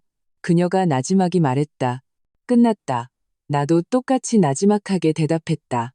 끝나지 않은 건 너 자신과의 문제뿐이야. 그녀는 코웃음 치고 핸드백을 들고 방으로 걸어 들어갔다. 10분 후 복도는 여행 가방과 상자가 긁히는 소리로 시끄러웠다. 나는 거실 창문 앞에 서 있었다. 그동안 내 몬스테라 화분들에게 아침 햇살의 액자가 되어주었던 창문 한 명 한 명 나가는 것을 지켜보았다. 세라는 돌아보지 않았다. 태준이는 인사도 하지 않았다. 도윤이는 문턱에서 잠시 멈췄다. 무언가 말하고 싶어 망설였지만 짧게 고개를 끄덕이는 것을 선택했다. 아라가 마지막이었다. 그녀는 잠시 돌아보았다. 그녀의 입술이 저주를 내뱉으려는 듯 움직였다. 나온 것은 그녀가 복수를 부업으로 삼을 것임을 알리는 시선뿐이었다. 차들이 마당을 빠져나가고 엔진 소리가 멀어졌다. 저녁 노을이 얇은 담요처럼 지붕을 덮었다. 나는 2분간 기다리며 정적이 내려앉기를 기다렸다. 그리고 하 변호사에게 전화를 걸었다. 끝났어요. 그가 받자마자 내가 말했다. 그들이 갔어요. 잘 됐습니다. 그가 대답했다. 박 기사님이 15분 내로 도착할 겁니다. 테라스에서 기다릴게요. 나는 전화를 끊고 천천히 방들을 지나갔다. 거실에서는 아직도 조문객들이 가져온 제스민과 떡 냄새가 났다. 우리 침실은 고요했다. 침대는 아무도 사용한 적 없는 것처럼 단정했다. 진우 씨의 서재에는 달력, 작은 프로젝트 지도, 그리고 오래된 사진들이 있었다. 나는 그의 의자를 원래 자리로 끌어다 놓았다. 내 것이 되었다는 것이 그를 지운다는 의미는 아니었다. 오히려 그의 흔적을 정리하는 것이었다. 현관 벨이 울렸다. 검은 재킷에 연장통을 든 남자가 예의 바르게 서 있었다. 박서연 여사님이시죠? 저는 안심 열쇠의 박기용입니다. 들어오세요, 박 기사님. 나는 그를 정문으로 그리고 옆문과 작은 문으로 안내했다. 그는 빠르고 능숙하게 일했다. 금속 소리, 깨끗한 새 자물쇠의 찰칵 소리. 마지막에 그는 색깔 고리로 깔끔하게 표시된 새 세트의 열쇠를 건넸다. 모두 끝났습니다, 여사님. 그가 말했다. 확인해야 할 다른 문이 있으면 알려주세요. 감사합니다. 오늘 밤의 비용을 송금해 드리겠습니다. 그는 짧게 합장했다. 안녕히 계십시오. 문이 다시 닫혔을 때 나는 테라스에 서 있었다. 바람이 멀리서 들려오는 소리들을 실어왔다. 떡볶이 장수, 이웃집 아이의 웃음소리, 경비실에서 흘러나오는 라디오 소리. 나는 아침에 화분에 물을 주며 자주 앉았던 나무 벤치에 앉았다. 내 손이 벤치의 매끄러운 팔걸이를 만지며 예전에는 금이라고 생각했던 작은 홈들을 느꼈다. 알고 보니 시간이 지나며 더 아름다워진 나뭇결일 뿐이었다. 전화가 진동했다. 하 변호사의 전화였다. 기분이 어떠십니까? 그가 물었다. 나는 이제 돌을 던지고 잔물결이 가라앉은 연못처럼 고요해진 집안을 바라보았다. 후련해요. 내가 대답했다. 그 음절이 마치 이 집이 어깨를 내리는 것처럼 길게 늘어지게 두었다. 오늘 밤은 푹 주무십시오. 하 변호사가 말했다. 내일은 행정적인 일을 계속하죠. 계속하죠. 내가 맞장구 쳤다. 오늘 밤은 그냥 자기 집에 사는 사람이 되게 해주세요. 우리는 전화를 끊었다. 나는 일어서서 외부 조명을 하나씩 끄고 부엌으로 가서 차를 끓였다. 식기세척기에는 아까 나 혼자 썼던 접시와 컵이 채워졌다. 그들이 나를 내쫓던 밤에 윙윙거리는 소리가 다시 생각났다. 같은 소리였지만 느낌은 달랐다. 홍수를 막는 둑이 아니라 내가 다시 이끌게 된 리듬의 신호. 나는 거실을 지났다. 가족 사진들이 놓여 있었다. 일부는 그대로 두고 일부는 옮길 것이다. 복수가 아니라 누가 사는가에 따라 역사를 정리하는 것일 뿐. 방에서 나는 옷을 갈아입고 불을 끄고 누웠다. 창밖으로 플라타너스 나무가 조용히 스쳤다. 며칠 동안 긴장했던 가슴이 마침내 느슨해졌다. 나는 눈을 감았다. 아주 오랜만에 집이라는 단어가 내가 싸워서 쟁취해야 하는 단어처럼 느껴지지 않았다. 그날 밤 집은 그저 하나의 상태였고 그것으로 충분했다. 문이 바뀌고 마당이 다시 조용해진 지 7개월 후 아침 일찍 나는 뒷마당 나무 벤치에 앉아 있었다. 햇살이 이웃집 지붕 너머로 기어 올라와 내가 직접 가꾼 장미꽃잎에 분홍빛을 반사했다. 평온함은 이제 소리를 가졌다. 전깃줄에 앉은 작은 새의 지저김, 이웃이 차를 젓는 숟가락 소리, 그림자를 이 잎에서 저 잎으로 옮기는 바람 소리. 작은 테이블 위에 휴대폰이 울렸다. 저장되지 않은 번호였다. 안녕하십니까. 서울중앙의료원의 엘리자베스 서정아 의사입니다. 여성의 목소리는 맑고 형식적이었다. 박서연 여사님과 통화하고 있습니까? 네, 의사 선생님. 김도윤이라는 이름의 환자가 있는데 비상연락처로 여사님을 기재했습니다. 교통사고를 당했습니다. 상태는 안정적이지만 여사님께 연락해달라고 요청했습니다. 내 피가 순간적으로 오르락내리락 했다. 네, 도윤이가 사고를요? 네, 선생님. 지금 바로 가겠습니다. 20분 후 나는 병원 복도를 걷고 있었다. 소독약 냄새가 빨라진 걸음걸이와 함께 코를 찔렀다. 병실에서 도윤이는 왼쪽 다리에 깁스를 하고 오른쪽 팔에 붕대를 감은 채 누워 있었다.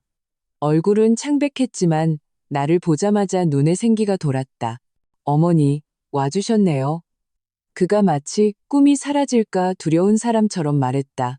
물론 와야지. 나는 의자를 침대 가까이 끌어당기며 대답했다. 다쳤구나.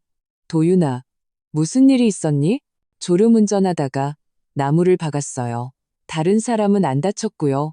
그는 웃으려 했지만 실패했다. 알아번호는 없는 번호로 나와서 간호사님께 어머니께 연락해달라고 부탁했어요. 나는 그의 이마에 붙은 반창고를 바라보았다. 놀랍지 않구나. 내가 나지막이 말했다. 떠도는 소문을 들었어. 네 결혼 생활이 엉망이 되었다고. 그가 말을 마쳤다. 3개월 전에 떠났어요. 남은 통장 잔고를 가지고 부모님 댁으로 돌아갔죠. 도윤이는 하얀 천장을 바라보았다.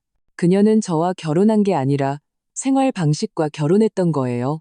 그 생활 방식이 사라지자 그녀도 함께 사라졌죠. 나는 숨을 고르며 내가 굳이 드러낼 필요 없는 씁쓸함을 참았다. 안타깝구나. 내가 말했다. 솔직히 아라가 떠나서가 아니라 네가 이렇게 힘든 방식으로 배워야만 했다는 게 말이다. 우리는 잠시 침묵했다. 복도에서 지나가는 침대 바퀴 소리가 너무 시끄러운 배경음악처럼 들렸다. 도윤이가 아픔이 깨어날까 두려운 듯 아주 천천히 고개를 돌렸다. 어머니, 그날 밤에 대해 뭐 좀 말씀드려도 될까요? 우선 내 상태부터 살펴. 억지로 할 필요 없어. 해야만 해요. 그의 목소리는 처음으로 단호했다. 그날 밤 아라가 어머니께 나가라고 했을 때 저는 그게 잔인하다는 걸 알았어요. 하지만 저는 화가 났어요. 실망했죠. 붙잡을 무언가가 필요했어요. 그리고 아라는 쉽게 답을 주었죠. 문제는 어머니, 저는 가장 쉬운 답을 선택했어요. 나는 그를 바라보았다. 이불 위에서 그의 손가락이 약간 떨렸다. 너는 가장 목소리가 큰 편을 선택했지. 내가 말했다. 네. 그의 눈이 젖어 있었다.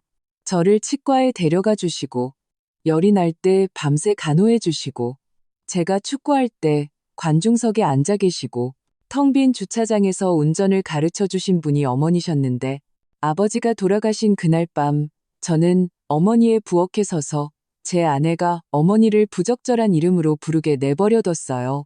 지난 6개월 동안 저는 그 죄책감과 함께 살았어요. 매일 밤 나는 의자를 더 가까이 당겨 그의 자유로운 손등 위에 내 손을 얹었다. 아, 도윤아. 어머니께서 저에게 무언가를 주시도록 용서를 구하는 게 아니에요. 그는 나를 바라보았다. 맑고 불행히도 정직하게 그것이 옳은 것이기 때문에 용서를 구하는 겁니다. 저는 어머니를 문을 닫아버린 부자로 기억하지 않아요. 제가 자전거에서 넘어졌을 때 제 무릎을 치료해 주신 분으로 기억해요. 그동안 잘 버텨왔던 내 눈물이 이번에는 결국 흐르고 말았다. 너는 나를 버리지 않았다. 내가 나지막이 말했다. 너는 실수를 했어. 고통스럽고 어리석은 실수였지. 하지만 용서받을 수 없다는 뜻은 아니야. 어떻게 그렇게 말씀하실 수 있어요? 그는 진심으로 놀란 듯 보였다. 저희가 한 모든 일 후에 지난 7개월 동안 나도 너와 같은 것을 배웠기 때문이다. 내가 대답했다. 너희들이 나를 내쫓던 밤 나는 내 세상이 끝났다고 생각했어. 가족, 집, 모든 것. 알고 보니 무너진 것은 서로를 지켜주는 가족에 대한 환상이었을 뿐이야. 남은 것은 현실이었지. 이익 때문에 사랑하는 사람들이 있고 진정으로 알기 때문에 사랑하는 사람들이 있다는 것. 도윤이는 천천히 고개를 끄덕이고 눈을 감았다가 다시 떴다. 그렇다면 제 위치는 어디인가요? 여기. 나는 그의 손을 두드리며 말했다. 네가 원한다면. 하지만 선로는 달라. 나는 모든 사람이 편안하도록 뒤에서 모든 것을 하는 여자로 돌아가지 않을 거야. 나는 다른 사람들이 위대하게 느끼도록 스스로를 작게 위장하지 않을 거야. 그리고 저는 그의 목소리는 거의 어린아이 같았다. 너는 이 관계를 스스로 쌓아 올려야 하고 스스로 지켜야 하며 그 경계를 존중해야 한다. 이건 돈이나 유산의 문제가 아니야. 이건 요구하기 때문이 아니라 이해하기 때문에 서로를 돌보기로 선택한 두 성인의 문제야. 열심히 일할 준비가 되어 있어요. 그가 말했다. 지난 7개월이 저에게 한 가지를 가르쳐 줬어요. 저는 제가 생각했던 것보다 강하다는 걸요. 제가 승객이 되기를 멈추기만 한다면요. 나는 미소 지었다. 좋구나. 이제 퇴원하면 어디서 지낼 거니? 종로의 작은 오피스텔에요. 좋지는 않지만 제 거예요. 직접 계약했어요. 아이들에게 기타 개인 교습을 하고 악기점에서 아르바이트를 해요. 많지는 않지만 월세 내고 먹고 살기에는 충분해요. 독립이 너에게 잘 어울리는구나. 나는 진심으로 자랑스럽게 말했다. 작은 것은 문제가 아니야. 깨끗하고 정직한 것이 중요하지. 그는 아픔을 참으며 작게 웃었다. 어머니는 심지어 사람이 더 나아지고 싶게 만드는 문장을 고르시는 법도 아시네요. 나는 그저 늙었고 한때 어리석었을 뿐이다. 그게 전부야. 내가 말했다. 태준이와 세라는 어때? 태준이 형은 일에 파묻혀지네요. 세라 누나는 자기 자신에게 질문하기 시작했어요. 후회한다고 말한 적이 있는 것 같은데 어머니께 어떻게 말해야 할지 모르는 것 같아요. 나는 한숨을 내쉬었다. 내 문은 잠겨 있지 않지만 내가 쫓아다니지는 않을 거야. 이야기하고 싶은 사람은 노크하면 돼. 그리고 아라는요? 그가 망설였다. 그의 눈에는 이제 적대감보다 더 무거운 무언가로 변해버린 사랑의 잔재가 있었다. 성격에 대한 깨달음. 아라를 위한 다리는 끊어졌다. 내가 대답했다. 어떤 말들은 입 밖으로 나오는 순간 그 사람의 얼굴을 바꿔버리지. 그녀는 자신의 얼굴을 스스로 선택했다. 그건 그녀와 거울의 문제야. 도윤이는 다시 천장을 바라보았다. 그리고 나에게 말했다. 와주셔서 감사해요. 그만 고마워해라. 내가 부드럽게 말했다. 고맙다는 말은 말뿐이라면 값싼 것이다. 나중에 네가 살아가는 방식으로 보여주렴. 그는 미소 지었다. 이번에는 정말로 방을 따뜻하게 만드는 미소였다. 네, 어머니. 나는 일어섰다. 의사 선생님과 내 퇴원 계획에 대해 이야기해 볼게. 가져다 줄 것 있니? 옷이나 책 같은 거. 아니에요, 어머니.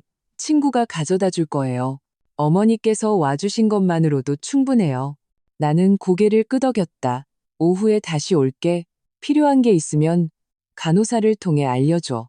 병실을 나와 간호사 데스크에서 서정아 의사를 만났다. 우리는 약, 검진, 그리고 물리치료 일정에 대해 짧게 이야기했다. 그녀는 전문적이고 빠르고 군더더기가 없었다. 환자분 고집이 세시네요. 그녀가 미소 지으며 말했다. 하지만 고집 센 분들이 보통 빨리 낫더라고요. 빨리 걷고 싶어서요. 올바른 방향으로 고집을 부리는 법을 배우고 있어요. 내가 대답했다. 그날 밤 나는 집으로 돌아왔다. 장미 정원이 다시 나를 맞았다. 전화가 2번 진동했다. 태준이의 짧고 횡설수설하는 음성 메시지, 만나고 싶다는, 세라에게서는 나지막하게 어머니께서 괜찮으시다면 사과하고 싶다는 메시지, 나는 즉시 답장하지 않았다. 그들을 불안하게 만들려는 것이 아니라 더 이상 그들의 초조함으로부터 누구를 구하기 위해 서두르지 않기 때문이었다. 시간은 이제 내 것이지 내 적이 아니었다. 나는 앉아서 희미해지는 하늘을 바라보았다. 저 아래 도시는 평소처럼 움직였다. 내 작은 마당 안에서는 무언가가 바뀌었다. 돈도 서류도 아닌 어머니라고 불렸을 때 심장이 뛰는 방식. 더 이상 이용당하는 호칭이 아니라 선택된 호칭. 그리고 나는 그것이 어떤 숫자보다도 더 값지다는 것을 느꼈다. 도윤이를 만난 다음 날 밤, 집은 방금 닫은 책처럼 느껴졌다. 페이지는 여전히 따뜻했지만 그 안의 이야기는 이미 자리를 잡았다. 나는 뒷마당 테라스에 앉아 식어가는 찻잔을 들고 있었다. 2개의 음성 메시지가 기다리고 있었다. 태준과 세라. 둘 다 짧고 망설이는 마치 숨을 참으며 문을 두드리는 사람 같았다. 나는 들었지만 답장하지 않았다. 그들을 불안하게 만들려는 것이 아니었다. 단지 이번에는 내 대답이 맑은 곳에서 사람들을 기쁘게 하려는 오랜 습관에서 나온 것이 아님을 확실히 하고 싶었기 때문이다. 나는 휴대폰을 내려놓고 눈을 감았다. 내 생각의 표면에 2갈래 길이 펼쳐졌다. 지금 답장에서 긴장을 빨리 끝내거나 아니면 그들이 예전에 내 삶에 억지로 밀어넣곤 했던 침묵을 맛보게 할 여유를 주거나 수년간 나는 완충제가 되어 땜질하고 정리하고 이해하고 대신 막아주었다. 오늘 밤 나는 다른 무언가가 되고 싶었다. 책 한가운데 꽂아둔 책갈피. 닫지도 열지도 않고 단지 진심으로 돌아오려는 사람이 어디서부터 시작해야 하는지 알 수 있도록 지켜주는 우리 집 뒤 장미 정원은 결코 요구하지 않았다. 그저 너무 자주 물을 주면 뿌리가 썩고 물 주는 것을 잊으면 잎이 타며 신중하게 가지치기를 하면 제때 꽃이 핀다는 것을 가르쳐 주었다. 예전에 하찮게 여겼던 그 작은 경계선들이 사실은 자연의 예의였다. 인간은 종종 같은 것을 배우는데 훨씬 더 오랜 시간이 걸린다. 나는 혼자 미소 지었다. 경계는 감옥의 울타리가 아니다. 그림을 선명하게 만들어주는 윤곽선이다. 내 기억은 더 젊은 시절로 거슬러 올라갔다. 12살의 도윤이 뒷골목에서 자전거를 타다 넘어져 피가 나는 팔꿈치. 나는 소독약 냄새를 기억한다. 그가 자전거 배우기를 그만두겠다고 투덜거리던 것을 기억한다. 지금 그만두면 내일은 더 무서울 거야. 내가 말했다. 내일 다시 시도하면 두려움은 여전히 있겠지만 너는 이미 구덩이가 어디 있는지 알게 될 거야. 오늘 아침 병원에서 나는 그 아이를 다시 보았다. 몸은 어른이었지만 나를 바라보는 것은 승객으로 남을 것인가 아니면 스스로 운전하는 법을 배울 것인가를 결정하는 한 쌍의 눈이었다. 나는 그 답이 아직 끝나지 않았음을 알았지만 적어도 그는 차에 타서 운전대를 잡았다. 전화가 진동했다. 전화가 아니라 동네 주민단체 채팅방의 알림이었다. 반장님이 이번 달 청소비 납부를 상기시켰다. 나는 지갑을 꺼내 봉투를 준비했다. 작고 깔끔하고 반복되는 일들. 그것이 비싼 가구보다 더 집 같은 느낌을 구성하는 것들이었다.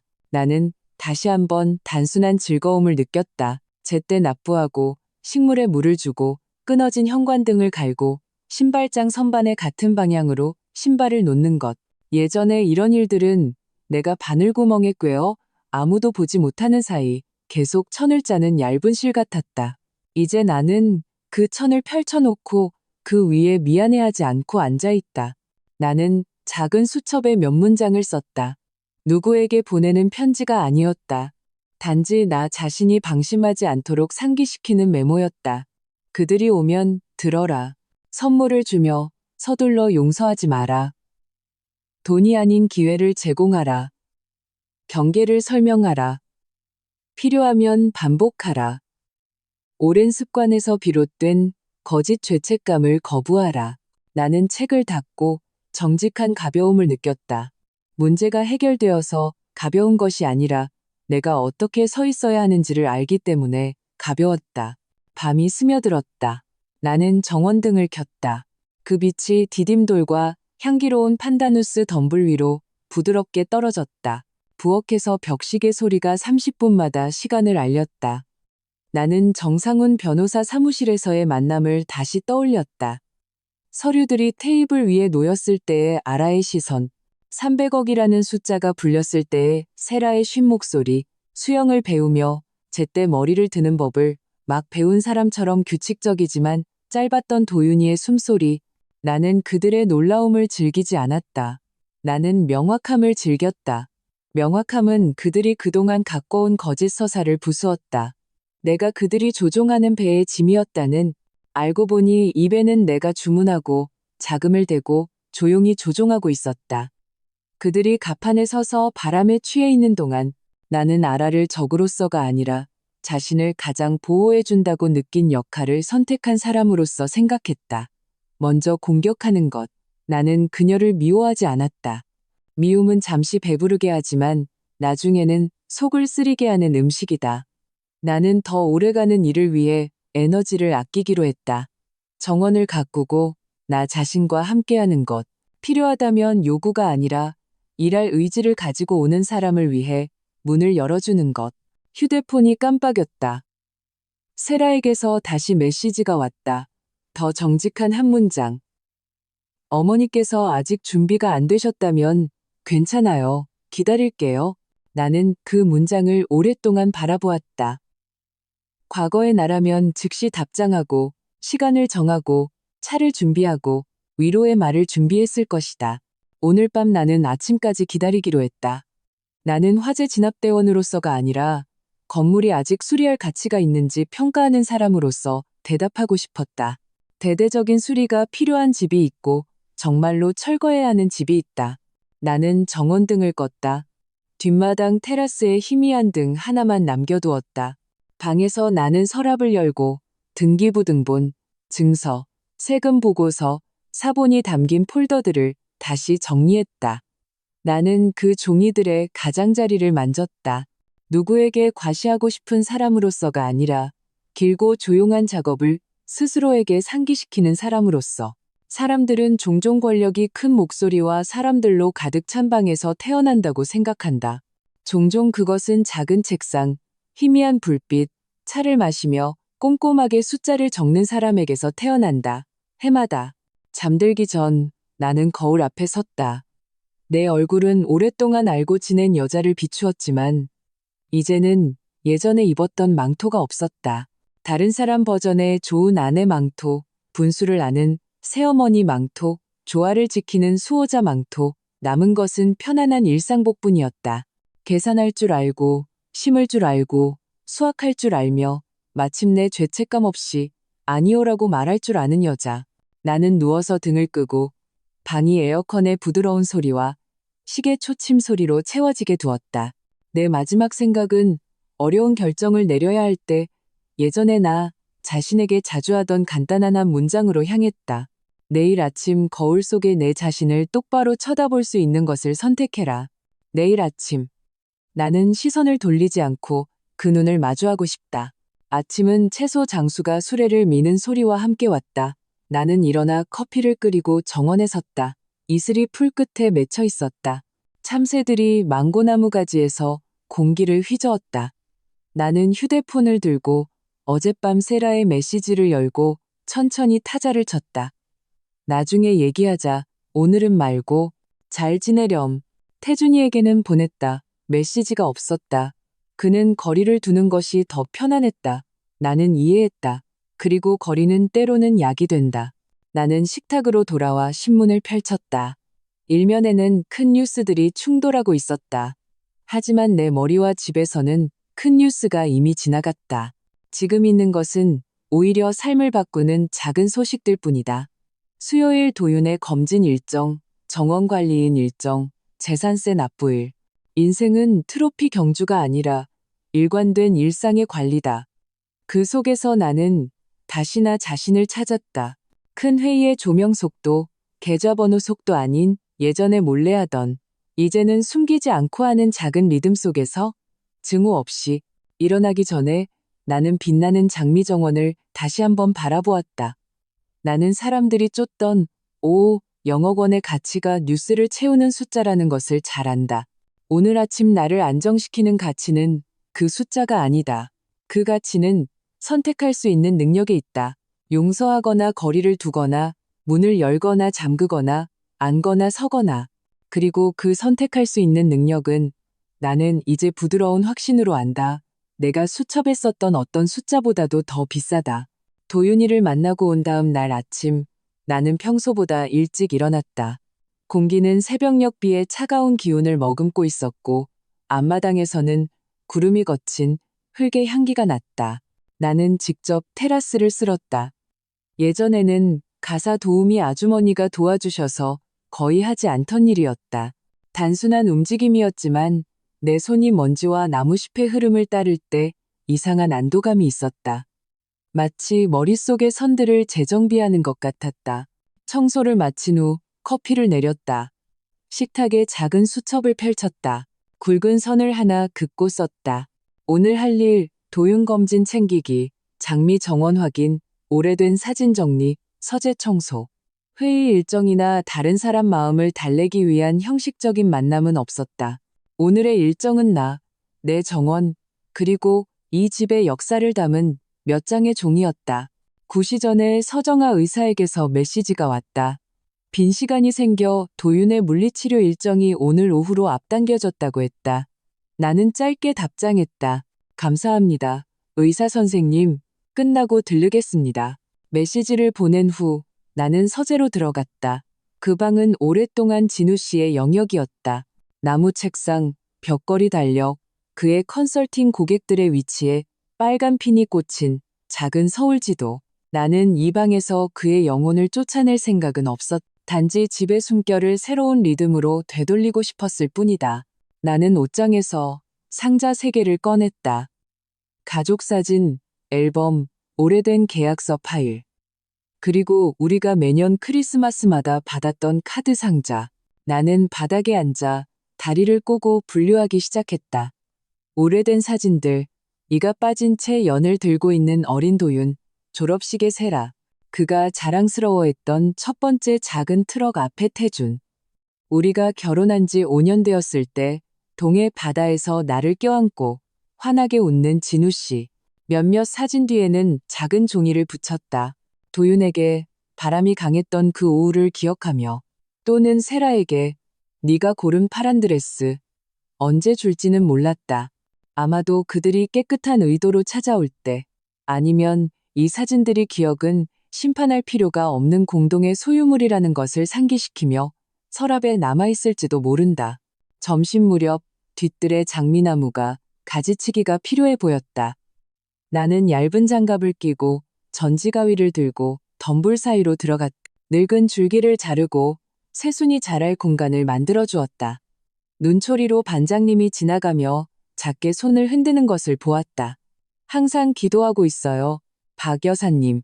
그녀가 말했다. 나는 고개를 끄덕이며 손을 흔들어 답했다. 내가 포착한 뒷말은 없었고 계산하는 시선도 없었다. 단지 나를 숫자로서가 아니라 동네의 일부로 아는 이웃의 인사뿐이었다. 주머니에서 휴대폰이 진동했다. 세라에게서 다시 메시지가 왔다. 어머니께서 준비되실 때까지 기다릴게요. 사과하고 싶어요. 다른 걸 바라는 게 아니고요. 어제보다 더 명료한 문장이었다. 나는 2번 읽고 답장하는 대신 휴대폰을 다시 주머니에 미루는 것이 잔인한 것은 아니다. 미루는 것은 의도가 가라앉아 결심이 되도록 공간을 주는 것이다. 간단한 점심으로 콩나물 무침과 계란말이를 먹은 후 나는 다시 서재로 돌아갔다. 이번에는 오후 햇살이 더 넓게 들어오도록 책상을 창가로 밀었다. 책상 위에는 어젯밤 정리한 등기 서류들이 담긴 파일을 놓았다. 그 종이들은 더 이상 나를 숨고 싶게 만들지 않았다. 예전에는 진우 씨의 자존심의 가치를 잘 알았기 때문에 그림자 뒤에 머물렀다. 이제는 집의 리듬의 지속성 외에는 보호할 것이 없었다. 나는 서랍을 재정비했다. 첫 번째 서랍에는 세금, 두 번째 서랍에는 등기 서류, 세 번째 서랍에는 개인 편지들. 간단하게 만약 언젠가 내가 없다면 정리해야 할 사람이 추측할 필요가 없을 것이다. 오후 4시 나는 병원으로 갈 준비를 했다. 가는 길에 교통체증이 천천히 몰려왔다. 오토바이들이 틈새를 뚫고 마을버스 기사들이 아무 데서나 승객을 내렸다. 서울은 여전히 서울이었다. 시끄럽고 고집세지만 모든 거주자가 이미 이해한 논리를 가지고 있었다. 내가 도착했을 때 도윤이는 막 물리치료를 마쳤다. 간호사가 그를 다시 방으로 밀어주고 있었다. 얼굴은 땀으로 젖어 있었지만 다른 빛이 있었다. 자신의 몸이 아직 천천히 명령을 따를 수 있다는 것을 막 알게 된 사람의 빛. 어땠니? 내가 물었다. 쑤셔요. 근데 좋아요. 그가 말했다. 마치 제 이름을 잊어버린 근육들을 다시 소개받는 기분이에요. 나는 미소 지었다. 우리는 잠시 대화했다. 많지는 않았다. 그는 장미 정원에 대해 물었고 나는 그에게 추가로 갈아입을 옷이 필요한지 물었다. 작별 인사를 하려 할 때 그는 나를 오랫동안 바라보았다. 이 기회를 낭비하지 않을 거예요. 그가 말했다. 도움을 받을 기회가 아니라 더 이상 스스로 해야 할 일들에 대해 도움받을 필요가 없는 사람이 될 기회요. 좋은 말이구나. 내가 말했다. 간직해도. 지름길을 택하고 싶은 유혹이 들 때 다시 말해봐. 그는 고개를 끄덕였다. 단호하게. 네, 어머니. 나는 더 가벼운 마음으로 집으로 돌아왔다. 저녁 노을이 도시 위에 드리워져 주황색이 잿빛으로 옅어지는 색을 쏟아냈다. 베란다에 물주전자와 찻잔 2개를 놓았다. 오랜 습관. 하나는 나를 위해, 하나는 혹시 모를 손님을 위해. 아무도 오지 않았다. 알고 보니 다른 사람을 위해 자리를 마련하는 것이 항상 그 사람이 온다는 것을 의미하지는 않았다. 중요한 것은 내 환대의 습관이지 도착의 확실성이 아니었다. 테이블 위에서 휴대폰이 켜졌다. 태준이의 음성 메시지. 이번에는 목소리가 차갑지도 화나있지도 않았다. 그동안 곱게만 걸어오다 자신의 오솔길이 사실은 굽어있다는 것을 발견한 남자의 무거운 떨림이 있었다. 어머니, 제가 말주변이 없습니다. 저도 잘못했다는 거 압니다. 제가 말해야 했을 때 침묵했다는 거 압니다. 괜찮으시다면 언젠가 찾아뵙고 싶습니다. 논쟁하려는 게 아니라 그냥 제대로 된 일을 하려고요. 메시지가 끝났다. 나는 잠시 벽을 바라보았다. 그 문장에는 뻣뻣한 정직함이 있었다. 정직함이 항상 시적인 것은 아니다. 때로는 그저 정확할 뿐이다. 나는 그날 밤 답장하지 않았다. 나는 다시 작은 수첩에 썼다. 태준. 시간 주기. 세라 답장 보류. 도윤 경과 관찰. 그 아래에 나 자신을 위한 울타리로 다른 문장을 썼다. 문을 열어주는 것과 안으로 초대하는 것을 혼동하지 마라. 첫 번째는 너의 권리다. 두 번째는 너의 친절이다. 사람들의 요구가 아닌 내 마음의 필요에 따라 선택하라. 밤이 천천히 내려왔다. 나는 서재 구석에 작은 등을 켰다. 그 빛이 내가 닿지 않은 사진 앨범 위로 떨어졌다. 다른 페이지를 열었다. 몇 년 전 크리스마스 때의 대가족 사진. 나는 그날 느꼈던 피로감을 기억한다. 아침부터 요리하고 접시를 놓고 섬세하게 베는 작은 말들을 참아내고 나는 그 사진 속에 내 자신을 바라보았다. 단정한 미소, 감정을 감춘 눈. 사진 속의 그 여자는 착했지만 피곤했다. 오늘 밤 그 사진을 연민과 따뜻함으로 바라보는 여자는 마침내 나도 지쳤어라고 말할 용기를 낸 동생을 보는 것 같았다. 잠들기 전 나는 앞 테라스로 걸어나갔다. 길은 조용했고 동네 경비원만이 순찰을 돌고 있었다. 안녕히 주무세요, 여사님. 경비원이 인사했다. 안녕히 주무세요. 내가 답했다. 바람이 이웃집 옷장에서 나는 약간의 나프탈렌 향을 실어왔다. 나는 목적 없이 몇 분간 서 있었다. 단지 이 몸이 여전히 내 것임을 확인하기 위해서. 예전에는 종종 내 집에서 예의 바르게 행동하려는 손님처럼 느껴졌다. 이제는 더 이상 그렇지 않았다. 만약 내일 내가 세라에게 답장하기로 결정한다면 그것은 내 결정이다. 만약 일주일 기다리기로 결정한다면 그것 또한 내 결정이다. 시간은 채찍이 아니다. 필요에 따라 접을 수 있는 천이다.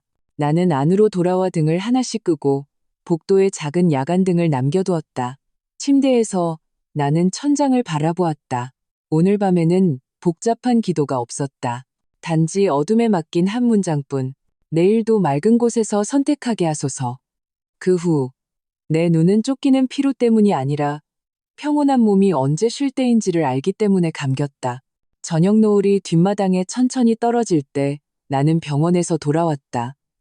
공기는 내 옷 끝에 달라붙은 소독약의 남은 향기를 품고 있었다. 물을 뿌린 후에 축축한 흙냄새와 섞였다. 나는 라탄 테이블에 가방을 놓고 뜨거운 차를 따르고 나무 벤치에 앉았다. 내 앞에는 방금 가지치기한 장미들이 짧지만 단호하게 서 있었다. 마치 더 명료한 형태로 처음부터 다시 시작하기로 막 결심한 사람처럼. 테이블 위에 휴대폰이 연달아 2번 진동했다. 먼저 태준의 음성 메시지. 그의 목소리는 무겁고 조심스러웠다. 어머니, 괜찮으시다면 이야기하고 싶습니다. 싸우려는 게 아니라 사과드리려고요. 그리고 세라의 나지막한 핵심을 찌르는 목소리. 어머니, 사과드리고 싶어요. 바라는 건 아무것도 없어요. 어머니께서 아직 준비가 안 되셨다면 기다릴게요. 두 목소리는 각자의 시를 가진 연처럼 공중에 떠 있었다. 더 이상 나를 끌어당기지 않고 단지 바람의 방향을 표시할 뿐. 나는 주황색에서 남색으로 변해가는 하늘을 바라보았다. 예전에는 그런 신호에 즉시 답장했을 것이다. 나는 찻주전자, 과자, 그리고 사람들이 자기 행동의 무게를 온전히 감당하지 않고도 쉽게 사과할 수 있도록 만드는 말들을 준비했을 것이다. 오늘 밤 나는 그 두 메시지가 시간의 문턱에 잠시 앉아있게 두었다. 그들을 불안하게 만들고 싶어서가 아니라 더 이상 서둘러 무엇이든 땜질하는데 익숙하지 않기 때문이다. 구멍이 난 것은 먼저 직경을 재고 어떤 천이 적합한지 그리고 꿰맬 가치가 있는지 결정해야 한다. 여기 이 마당에서 쫓겨났을 때 무너진 것이 내 가족이 아니라 가족에 대한 환상이었음을 나 자신에게 처음으로 인정했던 이곳에서 나는 이제 죄책감 없이 소유하게 된 단순한 것들을 목록으로 만들었다. 돌릴 때 확실한 소리를 내는 짐 열쇠. 더 이상 다른 사람의 필요 목록으로 채워지지 않는 수첩 페이지. 유용하다고 인정받기 위해 누구에게도 알릴 필요가 없는 일일 일정. 그 모든 것 위에 더 섬세한 무언가가 있었다. 선택할 수 있는 능력. 답장할지 기다릴지, 용서할지 거리를 둘지, 문을 열지 아니면 미소 지으며 닫아둘지 선택하는 능력.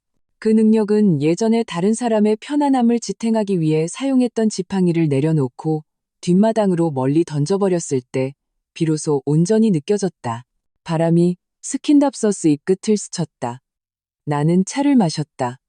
맛이 약간 썼다. 너무 오래 우려낸 차였지만 그 따뜻함은 위안이 되었다. 머릿속에서 몇몇 장면들이 단편 영화의 조각처럼 스쳐 지나갔다. 장례식 날 밤의 부엌. 나를 거머리라고 부르던 아라의 목소리, 너무 차가웠던 정상훈 변호사 사무실의 회의실. 집 등기부등 본이 테이블 중앙으로 밀렸을 때 병상에 누워있던 도윤이의 얼굴. 그가 옳은 편이 아니라 가장 목소리가 큰 편을 들었다고 인정했을 때 그 세 장면을 하나의 선으로 이으면 이상하게도 아름다운 그래프가 만들어졌다. 모욕에서 명확함으로, 그리고 기회로. 그들이 다시 편안해질 기회가 아니라 우리, 즉 나와 진심을 가진 누구든 우리가 한때 선이라고 여겼던 작은 거짓말 없이 관계를 시작할 기회. 전화가 다시 진동했다. 메시지가 아니라 달력 알림이었다. 재산세 납부 일정, 수중 펌프 점검 일정, 사소한 일들. 하지만 바로 그곳에서 예전의 나는 보이지 않는 것을 쌓아 올렸다. 예전의 나는 진우 씨의 가장으로서의 이미지가 굳건히 서 있도록 모든 것을 조용히 했다. 이제 나는 여전히 그 일을 한다. 누구의 이미지를 위해서가 아니라 내가 규칙적인 것을 좋아하기 때문이다. 이 집은 의무가 제때 이행될 때 더 편안하게 숨을 쉬기 때문이다. 증인이 필요 없는 종류의 행복이 있고 그것은 매달 반복되는 깔끔한 작업에서 자라난다. 나는 등을 기댔다. 별들이 나타나기 시작했다. 서울은 별에 인색하지만 한두 개는 보였다. 하늘이라는 천의 핀을 꽂기에 충분했다. 나는 오늘 오후 도윤이와의 대화를 떠올렸다. 더 이상 승객이 되지 않겠다는 그의 결심. 지름길을 요구하지 않겠다는 그의 단정한 문장. 나는 평범한 날들에 의해 시험받는 결심을 믿는다. 만약 그가 꾸준히 정직한 작은 일을 추구하고 천천히 저축하고 동정을 구걸하지 않고 잘못을 인정한다면 내 문은 연민 때문이 아니라 존경 때문에 열릴 것이다. 태준이와 세라에 대해서는 길이 같지 않을 것이라고 생각한다. 태준이는 말하지 않는 것 또한 상처를 주는 선택임을 인정하기 위해 더 많은 침묵이 필요하다. 세라, 그녀의 목소리에는 단순한 깨지기 쉬움이 있었다. 연약하지만 진실된. 만약 내일 내가 그녀에게 전화하기로 결정한다면 나는 그녀를 거실에서 만날 것이다. 가득 찬 찻주전자 없이, 과자 없이, 단지 2개의 찻잔, 따뜻한 물, 그리고 무엇이 옳은지부터 시작하자는 문장과 함께. 만약 그녀가 지갑을 건드리지 않고 요청하러 온다면 그 문은 계속 열려 있을 것이다. 만약 그녀가 지갑을 요청하러 온다면 나는 여전히 그녀의 이름을 부드럽게 부르며 천천히 닫을 것이다. 나는 이미 배웠다. 문은 부드러운 소리를 낼 수 있지만 그 자물쇠는 명확해야 한다. 나는 마당에 불을 하나씩 껐다. 집안은 친숙하게 느껴졌다. 마치 주인을 바라보며 드디어 우리가 서로를 알게 되었군요 라고 말하는 것 같았다. 나는 복도를 따라 걸으며 예전에 어린 도윤이가 살던 방의 문지방을 두드리고 진우 씨와의 결혼 사진을 돌아보았다. 더 이상 주 테이블에 놓지 않고 다른 사람의 눈이 필요 없이 내가 사랑하는 것들을 두는 책장에 놓은 사진. 오랜 사랑은 줄어들지 않았다. 단지 조명을 받는 가장 앞자리에서 편안하고 따뜻한 옆자리로 자리를 옮겼을 뿐이다. 침실에서 잠들기 전 나는 창문을 조금 열었다. 큰 길에서 들려오는 먼 차량 소리가 도시의 긴 숨결처럼 조용히 들렸다. 나는 돈을 생각했다. 처음부터 이 이야기의 그림자였던 단어. 사람들은 종종 돈으로 행복을 살 수 없다고 말한다. 나에게는 명료하게 관리된 돈이 가장 비싼 한 가지를 사주었다. 내일 먹을 것을 걱정하지 않고 옳은 것을 선택할 수 있는 공간. 돈은 종종 성격을 보여주기도 한다. 다른 사람의 성격뿐만 아니라 나 자신의 성격까지도. 지난 7개월 동안 나는 더 이상 누가 전기세를 내는지 숨길 필요가 없을 때 내가 누구인지를 명확하게 보았다. 나는 몸을 눕히고 이불을 당겼다. 내일 아마 나는 세라에게 전화할 것이다. 아닐지도 모른다. 아마 병원에 가서 도윤의 검진을 함께 할 것이다. 아마 성수동에 가서 인부들의 작업을 둘러보거나 아니면 그냥 정원에 앉아 마른 잎을 자를 것이다. 그 모든 것이 똑같이 좋다. 그 선택이 같은 곳에서 나오는 한 더 이상 다른 사람의 인정을 갈망하지 않는 내 안의 그곳에서 눈을 감기 전 나는 작은 테이블 위의 수첩을 돌아보았다. 다른 사람을 기쁘게 하는 목표를 적는 오랜 습관을 버렸다. 나는 3개의 짧은 문장을 썼다. 나는 평온할 권리가 있다. 나는 경계를 가질 권리가 있다. 나는 내 식탁에 누가 앉을지 선택할 권리가 있다. 마지막 마침표 후에 가슴속에 무언가가 마침내 올바른 시간으로 다시 맞춰진 시계처럼 스스로를 조절했다. 나는 등을 껐다. 어둠이 방을 감쌌다. 밖에서는 별 하나가 버티며 천천히 이웃집 지붕을 향해 움직이고 있었다. 나는 마지막에 떠오른 생각에 미소 지었다. 단순하고 정직한 생각. 내가 지난 7개월 동안 배운 모든 것은 영억 원보다 더 비싸다.